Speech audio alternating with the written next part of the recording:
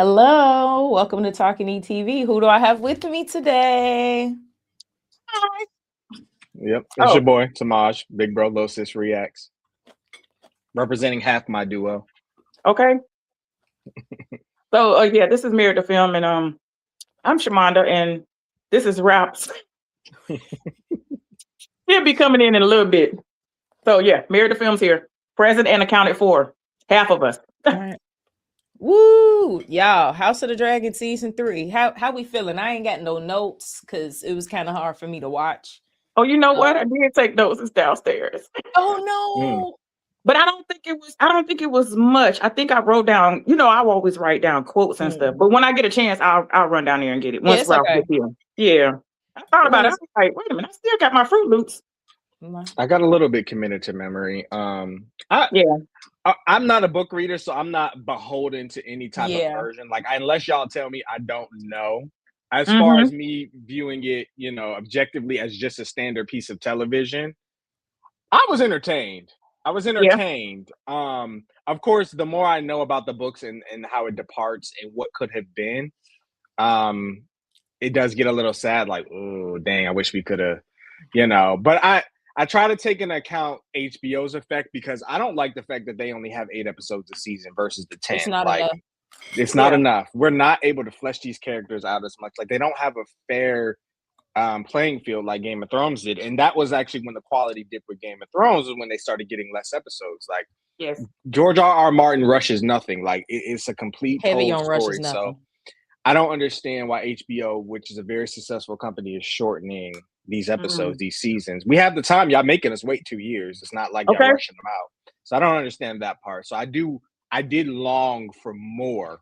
And that was the same thing with season 2. It just felt incomplete. And then it's like, if you really think about it, they said the first 2 episodes of this season was the end of what was originally supposed to be season 2. So we really got shorted for season 3 because we only had 6 episodes for that story. So it's like, again, I just feel shorthanded, especially by the end of it. But we can start at the beginning of the season if y'all want. Yeah, we might as well.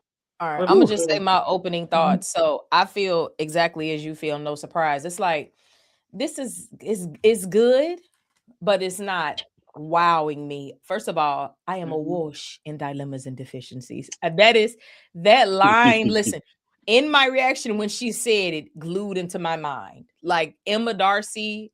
Listen.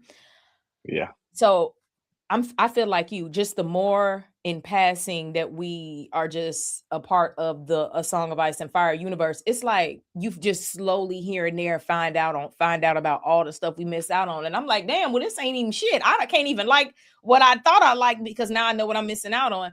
And then like I don't think I found out until from like season 2 from y'all that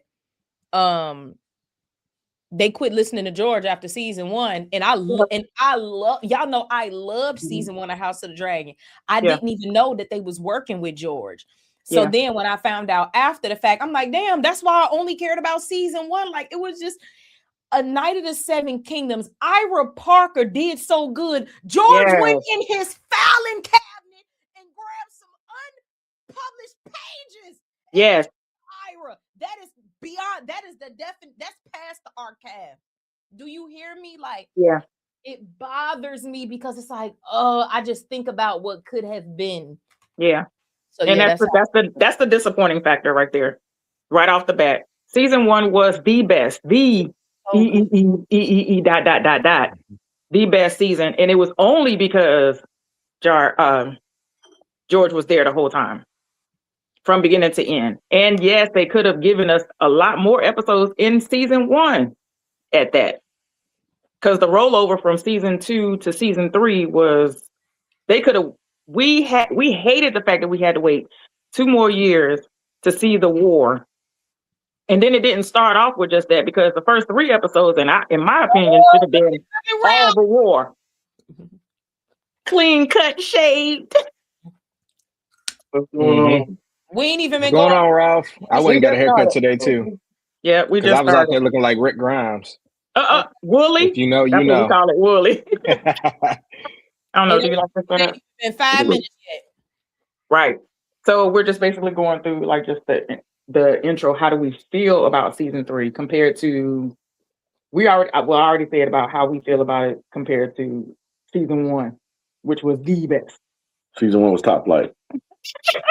Security of the world, Craig. Yeah, that's because George was involved, So season 1 was top flight. Yeah. Season 2, you can see the dip. I almost spit. I almost just spit. And season 3, I think the finale kind of saved it because the finale was interesting. It was. It didn't suck. It didn't suck. Yeah, it was good. Them before we started recording, when we was just talking for a second, I was like, the actors are on par with Game of Thrones. They have the same quality of actors. They just don't have the same quality script. That's it. And that makes a difference. Everybody is everybody got a nickname. Run them down, Roddy. F them kids, Roddy. That's his name. Why that little boy hit him? Why that little boy hit him? He walked right past you. He just said he tapped him on his ankle, and he was like, "Oh, for real?" With please turn my tea down or turn it off. I'm calling. Yeah. He run him down, Roddy. I love him. Yeah, he was a beast. And then he was Chibs off of Sons, so it was like, oh, that was perfect. He was whose son? Chibs off the Sons of Anarchy, the show. He was a main character, but he's a beast of an actor. I knew what he was capable of. So Flanagan, which is his actor's name. I mean, that's his real name. I forgot what his first name is. It Tom? I think it's Tommy. I think it is. Okay, so I have been following this dude. I was about to say this cat, so that shows how old I am. I'm following this cat from Braveheart. He was in Gladiator. And he was in Gladiator, and he was always loyal. He always plays loyal roles. Oh, I love that. Like to who he become, to who he's, with. I know, I'm sorry. It's all good. I made some juice and I made it too spicy. But anywho, with that ginger. But hey, you better get that green. Listen, I'm the only one. Yeah, but I've always followed him. So every time that he's played a character, I couldn't wait for him to come out the woods because I had been following him on Instagram. So I knew he was going to be in House of Dragon. I just didn't know when they were going to show him. So I literally screamed and almost jumped out of my chair when he came out the woods with that head. Listen. And I said, yes, Chips. I didn't even know his name. Like, Chips, yes. Like, yeah. It's present. He come on that screen. Listen, him, just like Oscar Tully, which apparently I thought it was Tarly and Tully was the same thing, but the accent, I didn't know. Tamash corrected me. I was like, I ain't loved the Tully since Sam. He said, Sam is a Tarly. I said, more Tarly. I don't know. That's all I used to say to my reactions. I'm like, Tarly. Love that little boy. Like that, we have the acting. Yeah, we do. You ain't got the budget. We got the budget. The Dragon. You ain't have to give Roderick no script. Soon as he come out with all that Stark gear on, you like and did literally and did. Emma Darcy and Matt Smith took when they get to speaking High Valyrian, I be feeling like I'm in grown folks' business. I shouldn't even be looking at them. I be like when she was in the bed, he got to speak in Valyrian. I was like. Yeah, that part.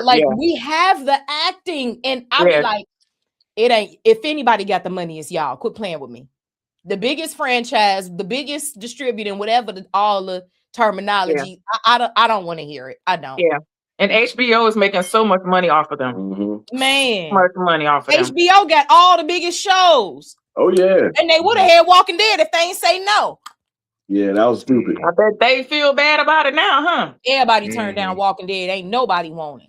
I just seen something today, man. I meant to screenshot. It said Gimbal was talking about toning down the spinoffs and like trying to work toward like a reunion show. Yeah, he said as much in person.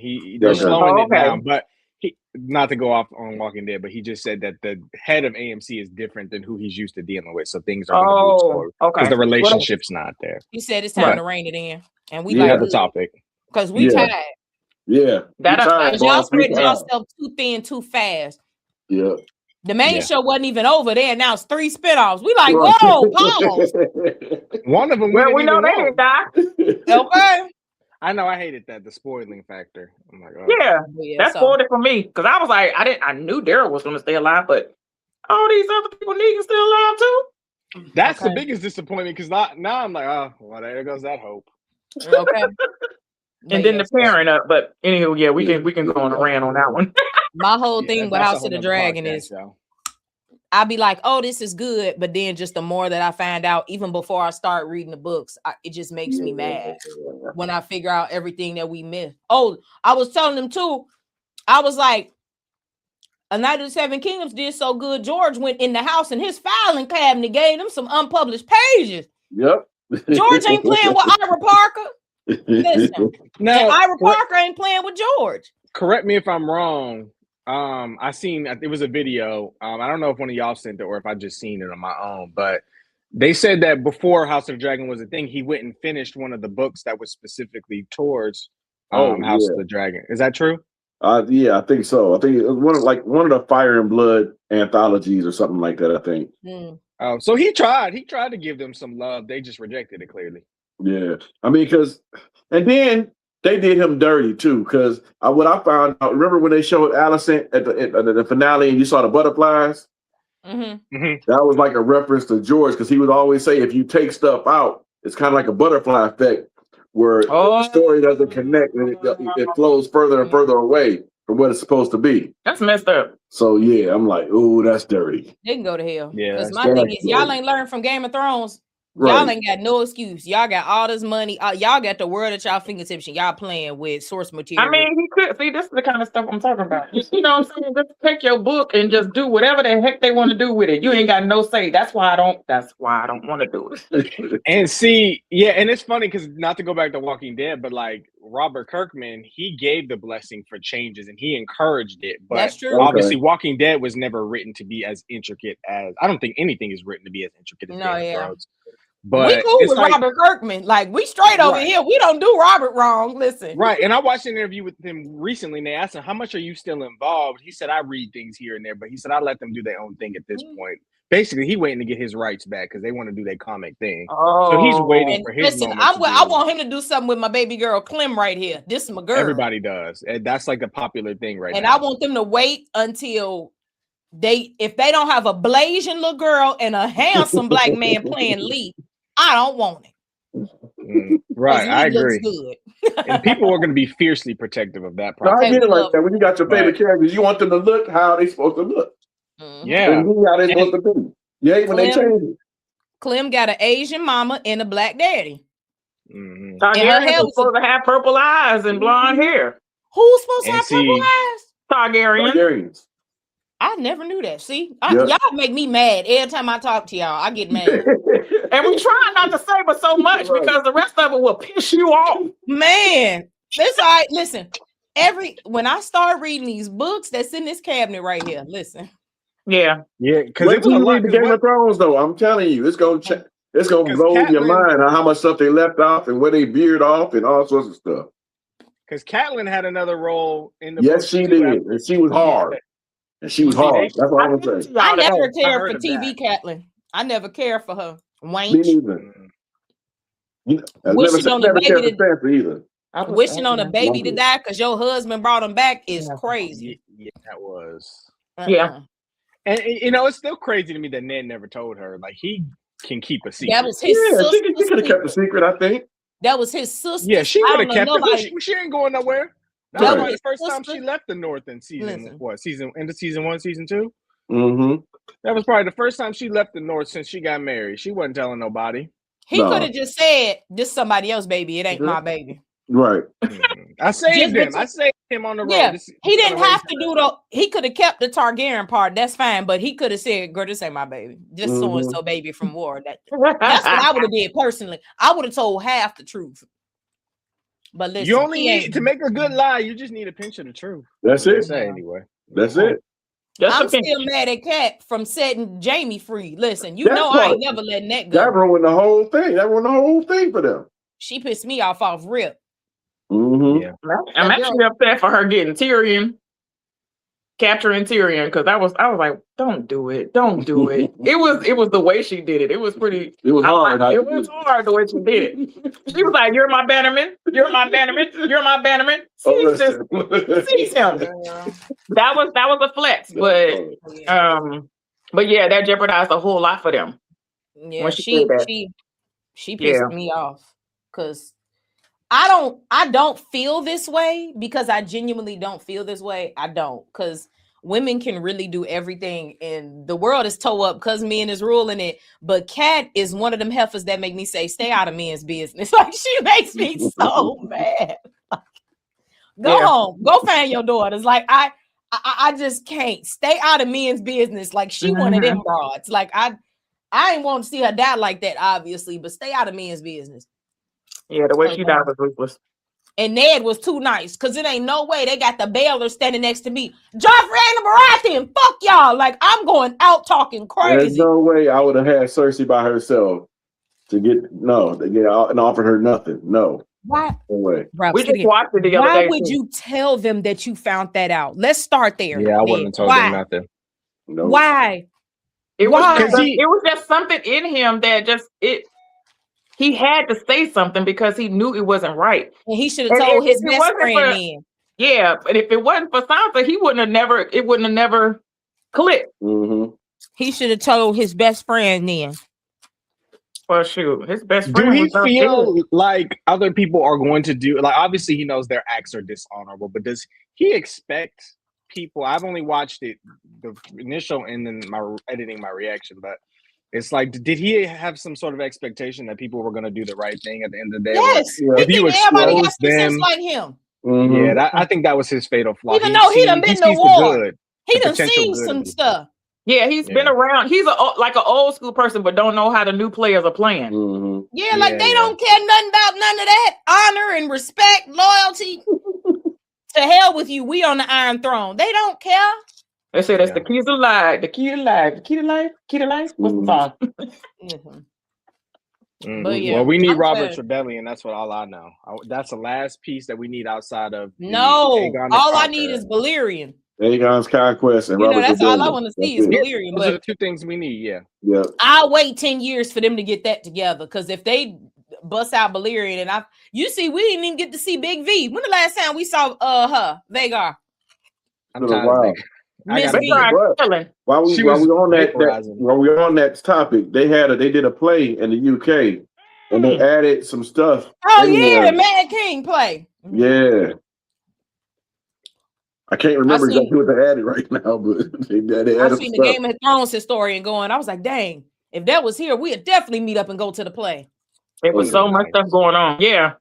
But they might, if it does really good, they will expand it.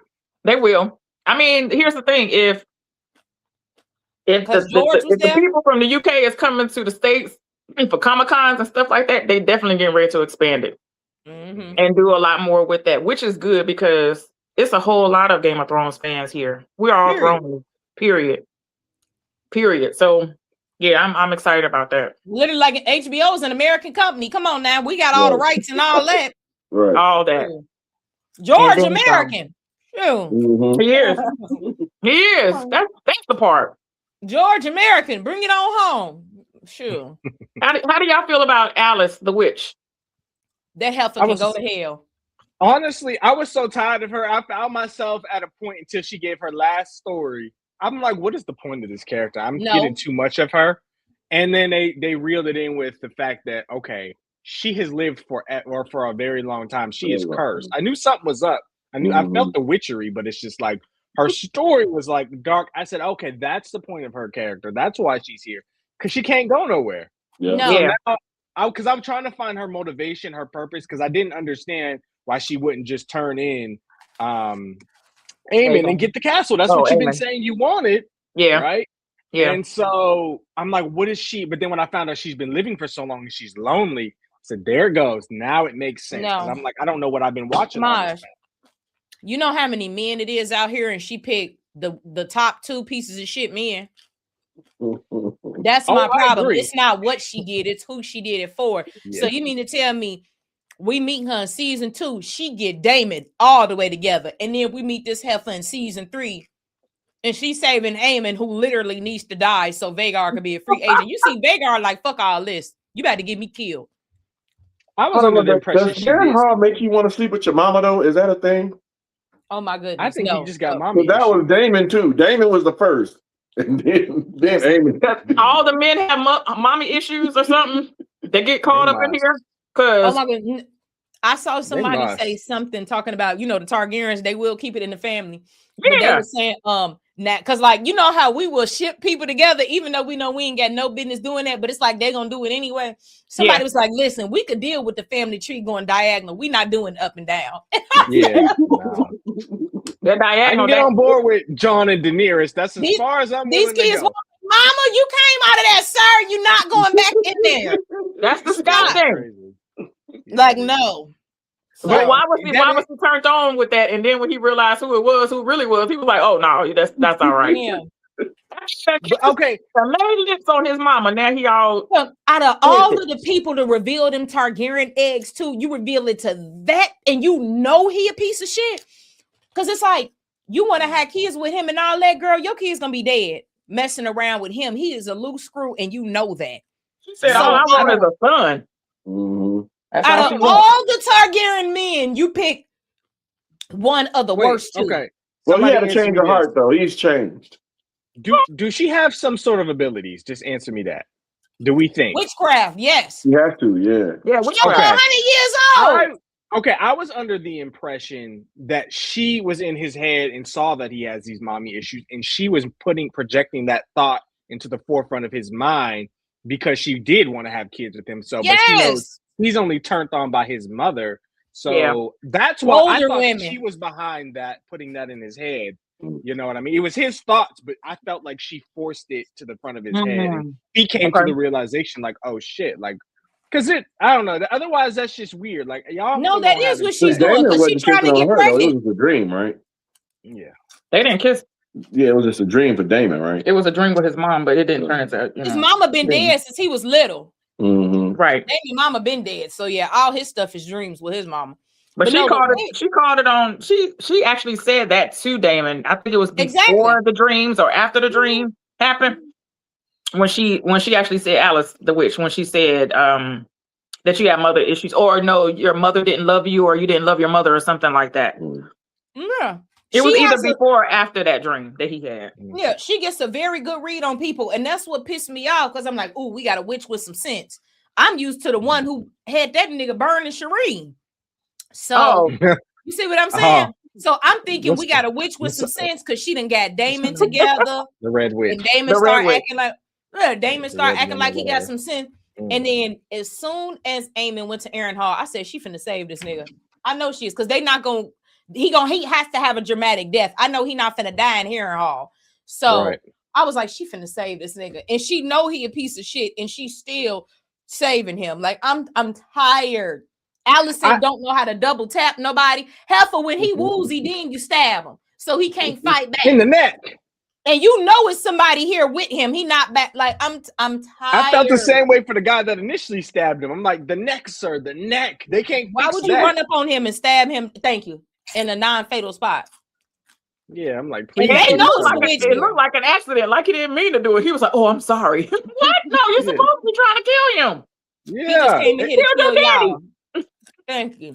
And it would have been a fatal wound, had he not had some help, but because he couldn't get that armor off to get to the wound. It was in his back anyway. That was his kidney or his liver, whatever it was in the back. He really should be toe up. Yeah, but if you get him in the neck, he can't react to kill you. Exactly. You know what I mean? Like, come on. He's probably peeing blood because that part. No, literally, because he stabbed him back there in the kidney of the liver. I think it's the kidneys back there. Yeah. I'm pretty sure it was some kidney damage somewhere. But she's a good witch. She know how to she know how to brew a stew. Brew a stew. Listen. Yeah, she did that. Speaking of stew, did y'all see the Odyssey? Mm-mm. Oh, never mind. That movie gonna have y'all tripping out. All right, never mind. But yeah, I'm tired. How else do we feel about season 3 of House of the Dragon? It's so much. As a team Black, it's not looking good for him. It's not, because they made this whole season to where Rhaenyra took the wrong advice, catered to the people first, which I understand. We got to feed the people. But I don't the people think that was wrong, though. No. Where she went wrong was giving them the money. The Gold Cloaks needed the money. That was where you should have put your investment. Feed the people, allocate the money to the war efforts, which is I don't think so though, to the Gold Cloaks. But see, we would still had the ones. They wouldn't have quit if they would have been getting paid. I mean, they were still dying, but they all got murdered by Ormond. And then she was taking the money from the wealthy people. She was going up in their spots, taking their stuff. But that was a bad call, because you're gonna have them. See, my problem. I'm a small folk hater, so ever since somebody told me they fickle. Yeah, they're a raging mob that goes with the flow. If we riding against the crown today, that's what we doing. Don't matter if the crown fed us, if the crown paid us. None of that matters. People of King's Landing. So listen, they rooted for Ned's death. They rooted for Ned's death. That's all. He bringing in all the Game of Thrones trauma. He hates the people of King's Landing. I don't. Because it just makes no sense. I'm sorry. I'm not living there, and there's active war here all the time. I can't do it. Hates the people of King's Landing so much. It is so funny. I go back and forth. This is how I feel. I feel like the thing with the Gold Cloaks, it's okay.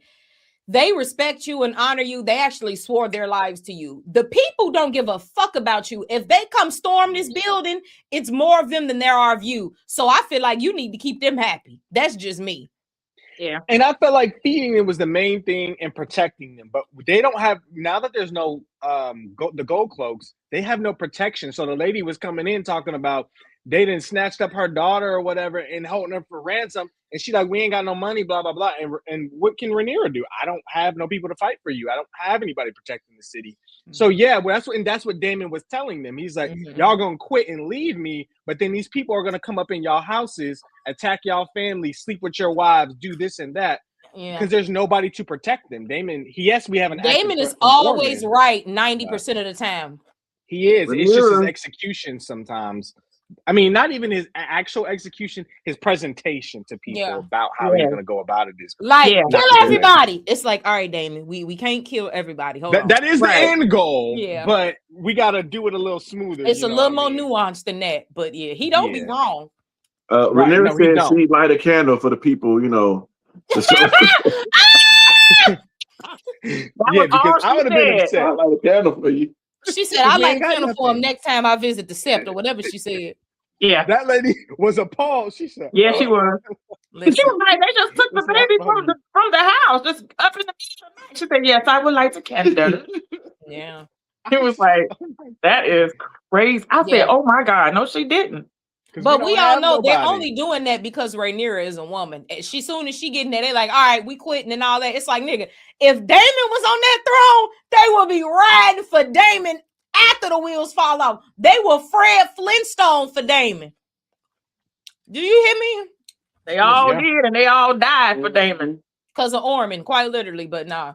Yeah, I don't appreciate how they acting like Ormond is just the coldest nigga ever. I still don't appreciate that.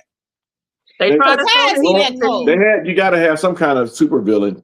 Without it, you killed Otto. You got to have somebody. But it's like they just put him on the scene all of a sudden. Yeah.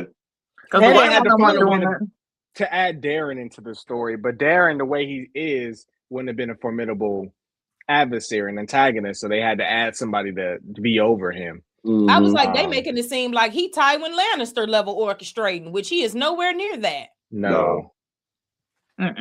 He came in, all the Gold Cloaks was dead. I could see you picking them off one by one. And they never actually showed how many people Ormond has in King's Landing. Still, we don't even know. Well, no, because they never got. Mm-hmm. It was the faceless men. Ormond orchestrated a temporary plan. His whole plan still counted on Vhagar and Aemon, but he had to adjust. But he kind of low-key knew he was screwed. He just kind of hid behind confidence, because if your leader ain't got confidence, everybody else ain't. Yeah. And it's like, we already done made a bold statement, so now I got to amplify this and scare these people into submission. And that's when I was telling y'all, I think that's where he got to thinking and adopted his strategy that he got from Dorne, when he was telling that long ass story about how Dorne not paying no attention to come up out of that. How he attacked them in their, they attacked them in their own castle, and basically pick them off one by one after they thought they won and were comfortable in the castle. Oh, neither one of us paid attention to that then. My bad. Yeah, that was basically his whole strategy is what I got. Let them I heard it. I was still mad though, because it's like, who is this nigga? We don't even know him. Okay. Yeah, I need to go back to that one. Because the enemies in Dorne were hiding in the sand, and so basically the enemies were hiding amongst the small folk and picking off the gold cloaks, and it's adding pressure to the crown. And then, I mean, I have no doubt that the person whose child was kidnapped, that was somebody from Ormond. Like, put pressure on the small people, have bad things happen to them. So he dyed their hair blonde to pretend to be Daeron because he knew that Daemon don't know what Daeron looked like. Right, all the add blonde hair. Yeah. But what pisses this what pisses Shamanda, what percent your phone on? Oh, I'm good. Oh, dang. 68. It was just 88. Oh, okay. What pisses me off is how Daeron is just a dummy like his mama. Just like his mama. Daeron, when Gawain came, he should have put a plan together with Gawain so he can just get on his dragon and fly away. He was waiting for him to come too. I'm gonna stop him.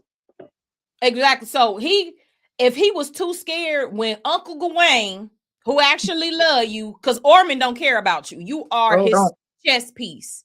That's it. He don't even like the dragons. That means he exactly. Don't like so please, my dragon would listen. So when Gawain came home, that should have been maybe the last little bit of confidence that he needed to get away.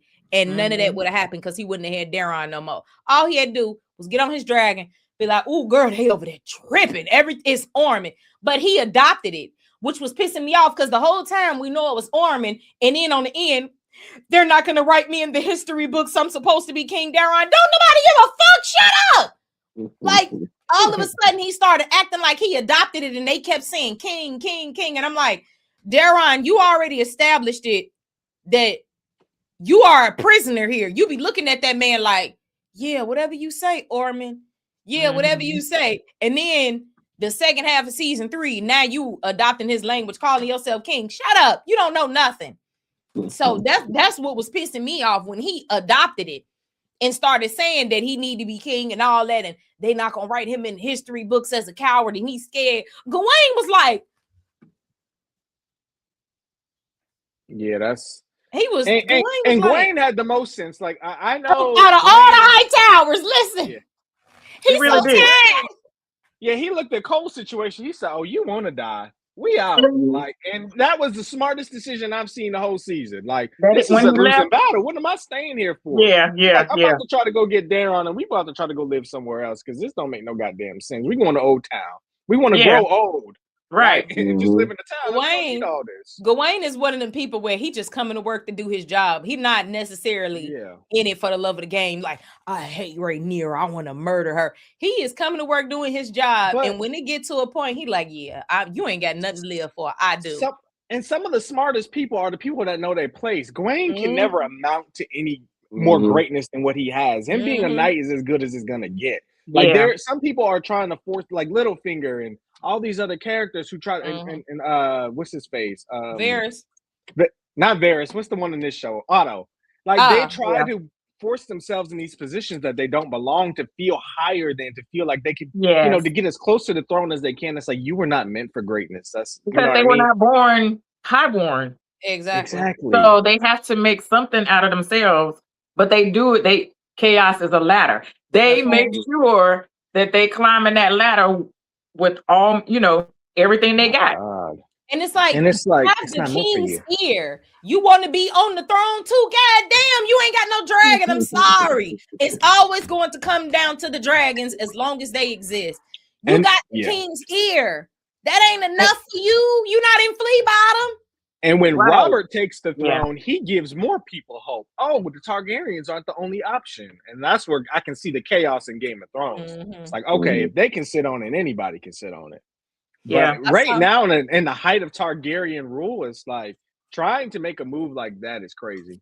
And I saw somebody say, okay, the Targaryens were not at the top of the hierarchy in Old Valyria. But because they survived the Doom, obviously, when they came over there with them big ass dragons, they conquered. Westeros didn't stand a chance. Obviously,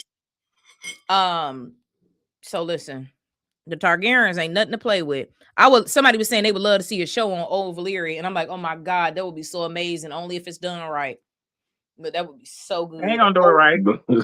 I'd rather do a movie. I'd rather wait 5 years if George is gonna come up and do this next. I mean, I would hate to say that, but waiting 2 years and then just getting garbage just reminds me of season 8 of Game of Thrones. I can't go through that again. Man, I can't. And this is supposed to be the last season. Yeah. So, honestly, my heart can't take it. I feel like, unfortunately, it's a waste of all of the acting because, like I said, it's the same quality of acting as Game of Thrones. We just don't got the same quality script. And I'm like, first of all, okay, y'all know I don't give D&D no pass because it ain't no way you got the biggest show in the world and then you just throw it away on the end. No excuse. I don't care.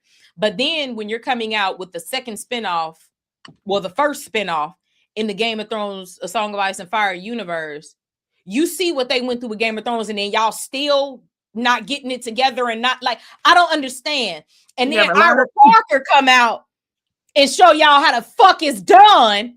And then y'all, so I don't know if they was, I'm assuming they were already done, obviously filming. They were obviously already done filming season 3. You know, they got to CGI the dragons and all of that. Mm-hmm. I wonder if they really going to come with it with season 4 after A Night of the Seven Kingdoms and put them to shame. Like, yeah, baby, this is what bringing source material to life looks like. Well, and the fact that they've cut out so much stuff and that they need to tie everything together, I can't imagine they ain't going to need some help. Yeah. And we're not even getting the whole Fire and Blood book. We just getting a little piece of it. A corner. Yep. What's some stuff that they did in the show that they actually showed that was different in the books? Well, starting off with what I know for sure, when they killed the baby, you know, there was 3 kids in the room. Oh, Jaehaerys, was that his name? Jaehaerys? Yeah, when they killed, but there was 3 kids. She had 3 kids at that time, but they cut one completely out. Oh wow! And just left it at the twins, and that was it. And that was false. Of course, y'all know about the age difference between Rhaenyra and Alicent, and they wasn't even friends like that. Alicent was old enough to be her mama. Apparently, it was a 9-year age gap, and they wasn't friends. It was typical stepmother, stepdaughter type, I think, deal. Oh, so like 10 and 19 type of. Yeah. So Alicent was technically of age. You know what I mean? Mm-hmm. It wasn't like what was it? Trying to marry off Lena. Oh my God. That little girl about 6-7 years old. Tell me she ready to do her duty. King Viserys said. No, I was disgusted. I was so irritated with that scene. And he said, "What did your mother say?" "I don't have to bed you until I'm 12 or something." What? Listen. Corlys was tripping. I don't. Yeah. Oh my God. Was like, I'm so glad because if they would have, we would have turned it off. Corlys. That's Laenor's sister. That was Laenor. Oh, that was before she married Daemon. Oh, yeah. Pretty self. I'm mad they killed her pretty self. Yeah, that was me too. Girl, she was giving them. Listen, girl. But the way she died, I admire that so much. She said, "Y'all ain't finna be playing with my body." Listen, she jumped up out of that bed before you. She was like, "I hear y'all talking. Do y'all know I hear y'all talking?" Had it cut, and she know how they did Viserys' wife. That was the threat, right? She had already heard that's what happened, and she was like, "No." Daemon didn't say whether or not he was gonna make that decision because he knew what his brother had to do on his end. But the way that she came down there and told Big Carter, "Hey, Jacaerys." We were deprived of seeing a pretty black lady on the biggest dragon. I'm so annoyed. And then our daughters couldn't even get it. That's hard on her. Yeah, Baylor. I mean, Lena was on Vhagar. They showed Lena on Vhagar at the beginning with her and Daemon. Yeah, that's it. Boo. But not in war. I'm gonna look it up. You said not in war though. In the books, the Valerians are not black. Oh, I'm sure they're not. I think I remember. Yeah, they're not black. I'm sure. I remember seeing the controversy about it, or people were telling me. I think the Dorns was the only.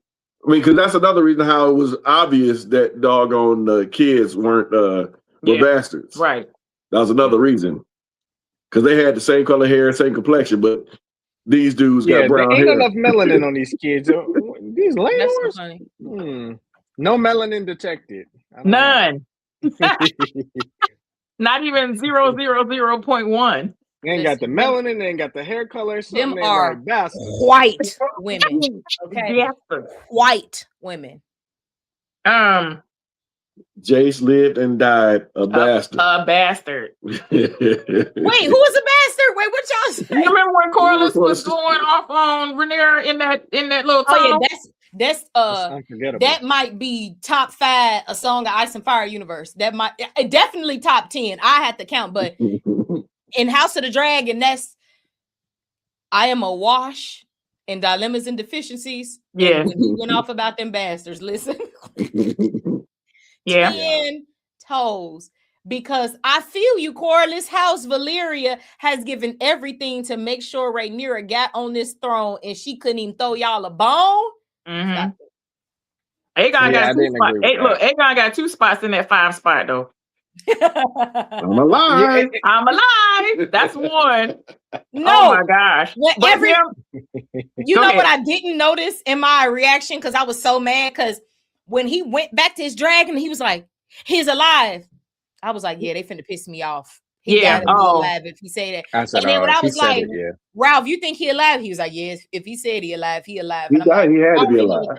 I'm like, they got that connection. I like to believe he had to be Targaryen. And when he was over there in that area, I was like, I know his dragon finna come save him.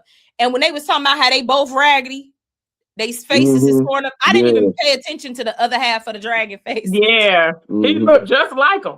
Man, for real. And he's sitting there laughing. I feel like Sunfire and Aegon's connection is the closest I've seen to Daenerys and Drogon, because anytime Daenerys was in distress, Drogon pulled up. Sunfire is the only one I've seen pull up for their rider when they were in a stressful situation. So far on this show. See, Daemon don't do that because Daemon is the stress to everybody else. But Caraxes know what be going on. Okay, so Daemon, like a lot of people's dragons spend time in the keep or eating, flying out, doing whatever. Daemon be with Caraxes. So they spend a lot of time together, more so than anybody else in a dragon, because Daemon always got some shit going on. Whether he's stopping some shit or he keeping up shit. So Caraxes be like, hey. So Caraxes know. Why do we feel like Caraxes did not help when Vermithor and Ulf was attacking? Like, I mean, if he's going for the army, Caraxes clearly sees. Because they weren't doing nothing to Daemon. That's true. That's I just feel like that was weird that Caraxes wouldn't intervene. Either that, or he still wanted to make it seem like Rhaenyra, wasn't going to burn the people or anything like that. She didn't want that to happen. I mean, Caraxes, this would have been a pure Caraxes decision, because it's like Caraxes was left by himself. Yeah, so no. As long as they ain't doing nothing to Daemon, Caraxes don't give a fuck. I think I just thought that was interesting. I was like, so Caraxes just dragons, they burn shit all the time. They go fly around, they burn up the animals, they eat them. So the Caraxes don't know them people. Long as Daemon ain't crying, Caraxes cool. But I thought it was interesting because he actually, Vermithor was attacking where Daemon was, so Caraxes don't really know because he can't see, but he see that everything is getting burnt up. So I'm like, if Daemon ain't jumping in. Listen, let Daemon open his mouth. Caraxes gonna come over there and you see. Oh yeah, Caraxes, he rides. But I was just like, I thought it was interesting because we didn't see Caraxes at all when the people was getting attacked or when Ulf was burning Tumbleton. So I was like, why did Caraxes not intervene at all? Because like with Sheep Stealer, they wasn't telling them nothing. Like they was on 10 with Sheep Stealer. Like all the dragons was ready just to attack them on their own without command. So they just didn't like that dragon altogether. Yeah. Right. But I'm like, well, Vermithor was also like around them and he's seen, him on his side. Sheep Stealer was completely unknown factor. So that's what I was telling myself. But I just was like, I wish Caraxes would have intervened. Yeah, he could have, or she could have. Is Caraxes a boy or a girl? I don't know. All we know is Vhagar is a girl. Yeah. Oh, I don't know the gender of nobody else dragon. But there's a chart or something that shows I think I saw the Game of Thrones historian say that Vermithor and Silverwing been together for years, since back in the day. That's why they so in love with each other. But which one is a boy and which one is a girl, though? I don't know. Vermithor sounds like a guy to me. Okay, listen, the way they set up, it could be anybody. Vermithor. Vermithor sound like a man. It do. Okay. It does. I don't know. I just know Vhagar is a girl, and I'm glad she left Aemon where he at, because they trying to kill her because of him, when all y'all need to do is kill him. She ain't trying to sit on the throne. Leave her alone. Like, they be getting on my nerve. Vhagar. Aemon. Y'all got to specify.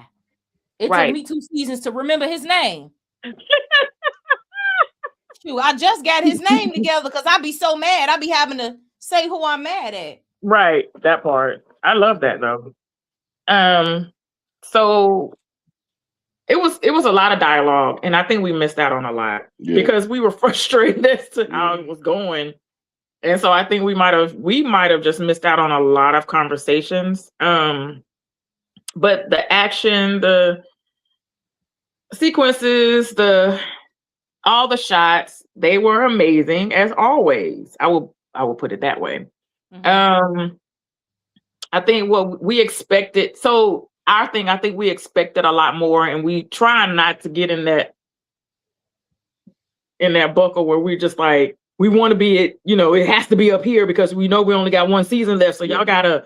And then we're disappointed because it's not how we know how it ends and the way it's going. Oh no, it's not tying together. Like I think like how it should. One thing did happen in the season that we were like, okay, bet. Okay. All right, cool. Yes. They listen. We can't say. Oh. See, I don't know how it ends. I'm telling you, when I read the books, I'm gonna be wrecked watching these shows.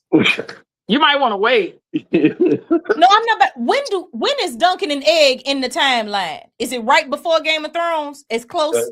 It's closer than House of the Dragon. Because they said Tywin was Egg's cupbearer, right? I never heard that. They did say that. Yeah, everybody. I keep seeing it where people keep saying Tywin was Egg's cupbearer. Yeah, I think so. I just know it's as close to Game of Thrones as everybody else because it ain't got no dragons. Because obviously House of Dragon got dragons, so I know it's earlier. But I don't want to Google it. I'm scared. I don't know. You probably have to track it by the Mad King. Is the Mad King born in Duncan and Egg? Yeah, because Jamie killed the Mad King, so it's got to be right there with Egg. I don't know who the Mad King is. Like what? I know it's Ares, right? But I don't know. Said it in the first episode. Father. Daenerys. Yeah, that's Daenerys' father. But I'm like, is it somebody in Duncan and Egg? Like, I don't know if that's somebody's son. Egg, great granddaughter or something. I don't know. I think it's something like that. Like she's Egg's great granddaughter or something like that, or great granddaughter. Because in the first episode of Duncan and Egg, they literally said 100 and something years before Game of Thrones. I can't remember what it was. I think it was like 172, 182, 190.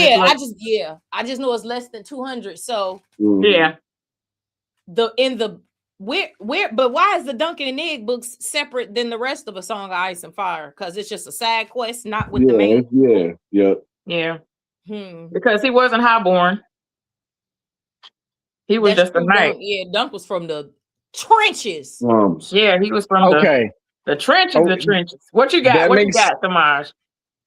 I completely misread one of the scenes, and I saw the internet explanation. I was like, that makes so much sense. So when Rhaenyra was asking Ulf and Hugh and Adam how they were gonna style themselves, I thought they were talking about clothing. I didn't know that they meant a title. Yeah, and so I was so confused because like Ulf was like Targaryen, so I'm like, oh, Targaryen colors, and they were like, absolutely not. What the fuck is he supposed to wear? Like, what does he have accent? He's like, all the white. So I'm like, oh, is he gonna wear white? I wonder, was Ulf thinking how I was thinking? Like, we're talking about clothing and not, or did Ulf just not get it? I don't know. Ulf did, because I didn't get it. I didn't get it either. Adam got it, but but he realized he was messed over. She didn't give him an opportunity to say nothing. Yeah, she went to Ulf, and then she went to Hugh, and she just went ahead and just named old poor Adam.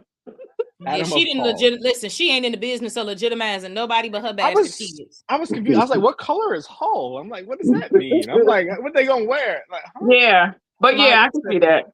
Yeah, because he was like style, and then he was like, "Absolutely not. You cannot say Target." Was it Damon with her? Was it Damon with her? Yeah, Damon was there. He was because he was like, no.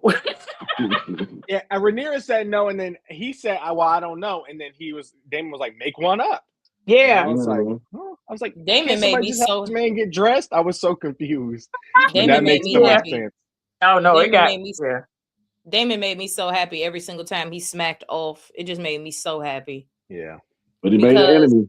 If you don't want to be treated as an idiot, why don't you grow up? Like, please. He didn't make an enemy, but I feel like Rhaenyra handled that wrong. She basically banned him forever from seeing his family, his chosen family, and she should have said, "While we're at war, I don't want you going there," which makes sense. That was a correct decision. Her wording of it was bad. But he was going to turn on her anyway because he didn't care. It literally does not matter. Because he said his life didn't improve. But it all stemmed from him not being able to see his chosen family. But no, he's like, what's the point of having a dragon? No, nobody can see it. No, he's irresponsible. He wants the glitz and the glamour with none of the work and responsibility. Yeah. Anytime they will send him on a mission, he's a fucking man child that all he wants to do is go be drunk at the bar and talk shit.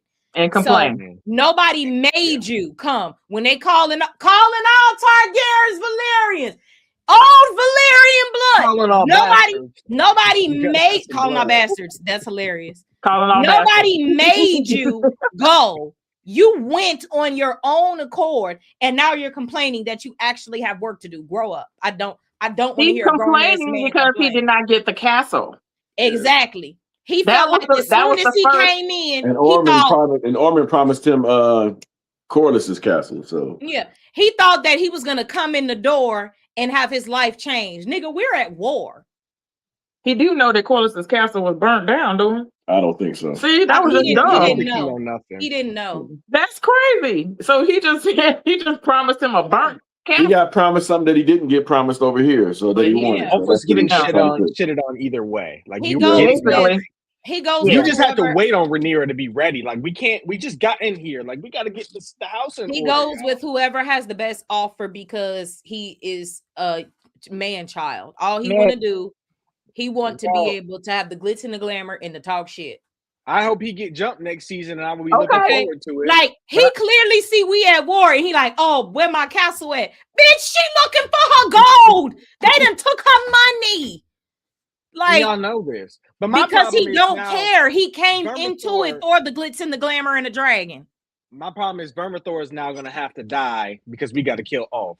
No, we ain't got to kill the dragon. We can kill that imbecile. Right. He gonna use it to fight though. Unless we catch him off guard, but he always going somewhere to get drunk. It's easy to catch him not on his dragon. I hope. This nigga was knocked out, sleep drunk on the toilet. On the crapper. Because I'm gonna be mad. I don't need no more dragon. It's very easy. He's not on his dragon 24/7. That's very easy to do. He gotta know he about to be hunted though. He gotta know. So I'm curious. I love the fact that Corlys made sure he told everybody, off turn. We gotta go. Mm-hmm. Real quick. Okay. I didn't appreciate how Damon handled him. Talking about claim him as my prisoner and let's get on with this battle. I'm like, we on the same side. Why are we doing that? Gwen tried. I think he just said that just because Gwen got too much dip on his chip. He is okay. Listen, Gawain left Kristen because he was tired of his shenanigans, and then he come home. Well, he not even home, but he come back to Ormond, and he like, now I got to deal with this nigga. Like these men is crazy. Leave the Targaryens alone. Like Gawain is tired. Yeah, and ain't no negotiating with Daemon the Conqueror. Like Daemon's not here for negotiations. He's here for the battle. Daemon wanted to Dracarys everybody. This never would have even been a problem. You remember after he was walking away, he said, kill the kid. Okay. Talk about Daemon. Not Daemon. What's the baby name? Darren. Yeah. Thank you. Kill the baby. You're gonna have to kill him. And you know Daemon is growing too, because even when they was at war, he told the kids, get out the way. Oh, and them two lingered behind. He said, Dracarys. They tried to run at the last second. In my head, I don't know. Away, but I think they got away. Daemon might not have gave a fuck. I think they got away. I like to think they got away. It's dragon fire. I don't think they got burnt. They might be burnt, but they might be alive. They got burnt. Damon, next time. Listen, season 1 Damon might not have gave a fuck, but Rhaenyra told him, "Don't make a monster of me." Mm-hmm. He is so in love with her. He's so loves her. Loves her down. Loves her down. Just the way he looks at her, and I'd be like, dang. Now Damon has the temper that people used to say Daenerys had. I'm like, Daenerys didn't have a temper. Daenerys thought things through and made a decision when she was fed up. But Daenerys had a lot of patience. Daenerys literally has the least temper out of every Targaryen. Agreed. And so that's why I never fell for the agenda, Daenerys has a temper. No, Daemon has a temper. He never had one. But not Daenerys, no. Daemon had a temper. You said who? Daemon just is not putting up with any crap. You disrespect him or his people, it's Dragonfire. What are we talking about? What I like about Daemon, though, what I like about Daemon is that he can be talked off the ledge, which I appreciate. You can't talk everybody off the ledge. So I appreciate. Because Daemon be like, I'm gonna go kill everybody. Rhaenyra be like, hold on now. Daemon said, I'm going to attend to your needs, but later. Yes. Yeah, much later. Let me do this first. Daemon is like, I'm going to go kill everybody, baby. You just stay here. Like, he said, all my friends been killed. I got to deal with that first. When he threw that cup, I said, oh my God. I will not argue with anyone whose biggest battle has been with their own indigestion. Damon did not be playing with them. At the table, at the council meeting, when they were sitting there and no, shout out to Dan Fogel though. Like I'm glad that they added yeah. Dan he don't got the best accent, but he do a good job. He does. He do a good job. I'm waiting for him to betray because I'm putting him on the council. She threw him under the table. And he caught on. He said, "It's almost like you put me on here to take the blame." Okay. Yeah. I was like, that's an enemy in the making. We're gonna see. Well, and it's like, listen, if you find her money, she'll be happy. Just please find her money. Just find the money, and you won't have to take the wreck. That is your only job. It's about time to call the Iron Bank. Let's start that debt. Because let's go ahead and start. Like exactly. We need to go ahead and start it right now. We need a loan number. Please, we need some help. Should I send the picture now? The whole season, I just kept saying, can somebody come? The whole season, I just kept saying, can somebody drag and just drop some shit on Ormond so he can just gag himself to death? Like, and we still have one dragon that doesn't have a rider right now either. Who? And it ain't Stealer. Helena's. Oh, okay. Helena's dragon. Yeah. And we really want to see that one in fight. Oh, let me talk about y'all favorite part, which I'm sure was when Masari got fired. Oh, I loved it. You saw Shimona smile. It was short lived because she escaped. She came right back. And then I understood the rumor is they're gonna use her to incorporate another role from the book that has a big role, like combine them like they did Rhaena and Nettles and stuff. I'm so annoyed. And see, everybody, a good chunk of people. See, a good chunk of people, including y'all kept saying Masari was going to be some sort of traitor. And I'm like, I've been watching to see if I can see the signs. And honestly, I didn't see it personally until Rhaenyra did this because I did not see that coming when she was sent her away. Because now I can see her so as long her. as she can work for her. Yeah. Actually, I think it started before that. It started with the Hightowers. With every time that they moved, trying to leave, she was always watching them. She doesn't like the Hightowers, but she just figured if I just keep your secret, maybe, just maybe, Hightower, maybe, just maybe it'll be something worth me helping you in the end, knowing that Alicent don't have no pull. She has a little bit of pull because she still has people that are loyal to her. Because how she have all these men camping? And it's just her, and they protecting her. So who she get these men? Where she get these men from? And she did grow up there literally her whole life. So She didn't grow up in Old Town. She grew up in King's Landing. So she did.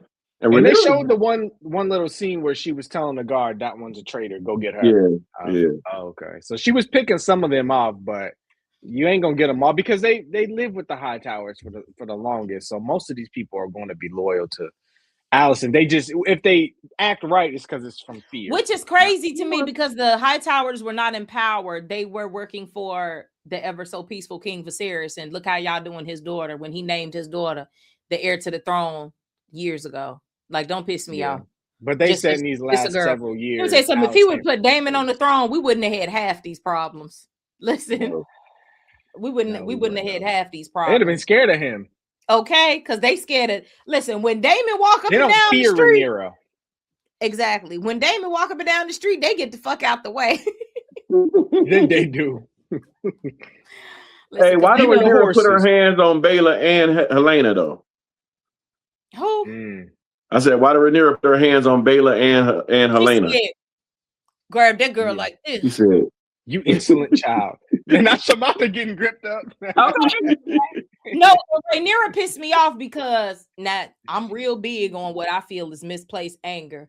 It's a whole lot of faces you could be grabbing. Baela, first of all, is the reason that your son body got back to you. You know that he left on his own accord. Had you locked up in your room, you've been talking your son off the ledge for years. He'd been trying to go out there and fight because he finally went out there and did it and died. Now you can't even look at Baela. What the fuck do that got to do with Baela?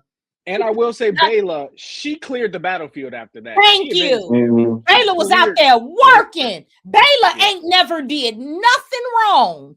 Nothing. Besides going from sleep. Her patrol. Thank you. Ain't got a lick of sleep. None. But, and ain't or drink. Okay, and was no. So I don't like how she all of a sudden can't look at Baela. Baela didn't tell him to go outside. Baela the one for me too. No, and this is the thing. Wait, Tamaj, this the thing. You would talk to Jason, he still wouldn't hear that shit. Baela is the one that would have to talk to him after you to really pull him off the ledge. If we being honest, but you don't even know that. So don't piss me off. That was her favorite cousin. Right. That was her betrothed. That literally changed her whole. She brought that body back to you. So how you can't look at her? Stop. And you're gonna try to grab the most innocent person in the whole show. Besides Helaena. Oh, you're talking about Helaena. Helaena is the most innocent person in the whole show. Yeah, she be pissing me off. Cause she ain't never grabbed Allison like that, and that heifer put her son on the throne. Right. So and tried to take a knife to her son. And cut her. She just found out Helaena is a seer and she sees things whether she's dreaming or not. And she's just, and I'm like, yeah, because that's exactly how you get her on your side with aggression. Yeah. When has that ever worked with Helaena? Okay. Her desire for her validation was a little scary. I didn't like how she handled Helaena at all. No, she gets aggressive with the wrong people and it pisses me off.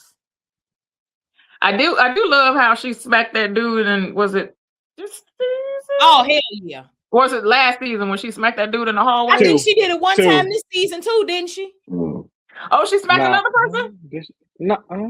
I know she did last season. She was it like, was season 2. I don't remember that. She said, I think she said something along the lines of, "It's my fault that you forgot to fear me." Yeah. That was 2. Yeah. But I think this season, I know she got on somebody's case, but she might not have slapped them. That's what the fuck she need to do is start slapping folks. Just start slapping them. It's gonna make them like that. Yeah. Get them back to reality. Yeah, she ain't playing. Okay. How you think Daemon got everybody to listen to him? Not from going outside being nice.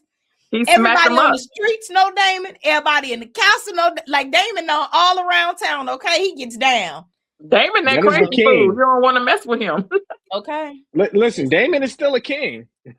Right. Even though they was like Prince, he was like, "No, you're king." He was like, "No." He said, "What's the king's the queen's husband?" Oh, okay. Like he was like, "Yeah, okay." They were clowning him in that one. I have never liked Daemon more than I have this season. Matt Smith is so good. If they were given a top tier script, all the actors, like everybody is so good. If they were given a top tier script, because just look at what they're doing with what they have. I think they drag things out in certain areas too much, and then other areas just aren't explored enough, and then some stuff just gets cut. They need more episodes. That's the Christian Cole stuff was dragged on far too long. Yeah. Oh my goodness, he should have been dead in season 2. That, and I don't never have to see Allison and Rhaenyra in the same room ever again. Please, I really don't. I'm tired. He should have been dead in season 1. He should have killed himself. Thank you. No, you ain't lying. But if we was gonna kill him, I know he tried, but he didn't try hard enough. I thought what I'm saying is like, if we was gonna kill him fighting, like how he in that type of setting, it should have been in season 2. But yeah he should have, because first of all, he is mad at Rhaenyra because first of all, everything y'all did was consensual. Y'all the same age. I don't want to hear it. You're a man. She did not take your innocence. I don't want to hear it. Yeah, that's number 1. Number 2. You said, let's run away. She said, I don't want to run away. I got my whole life to live here, blah, blah, blah. You hated her from that moment on. Now, all of a sudden, she the scum of the earth. She a usurper. She a bitch. She this, she that. Grow up. Grow up. Like, I can't. Mad. And him and Allison is like those people who are so petty in real life where they're only friends because they hate the same person.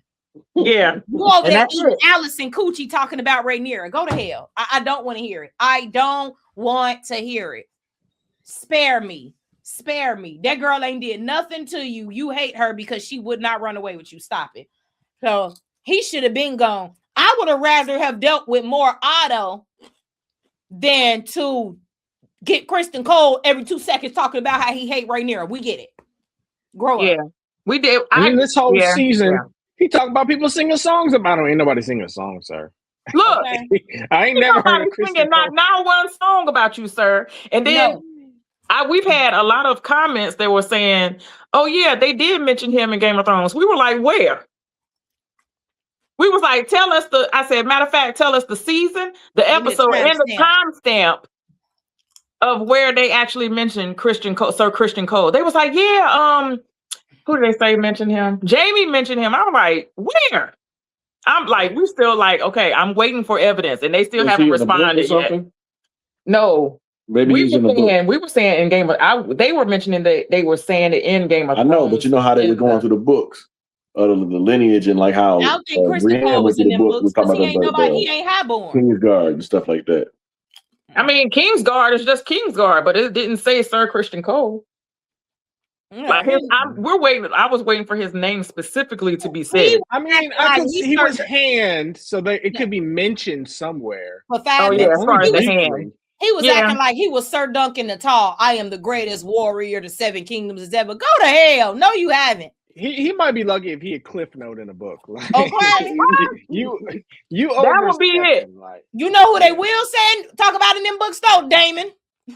All day. Yeah, they don't talk about Damon the Conqueror. Yeah, and he out here using his free will to the max. He don't even care nothing about them books. Yeah, because the Citadel writes the history books, right? Yeah, and they don't care nothing about no Kristen Cole.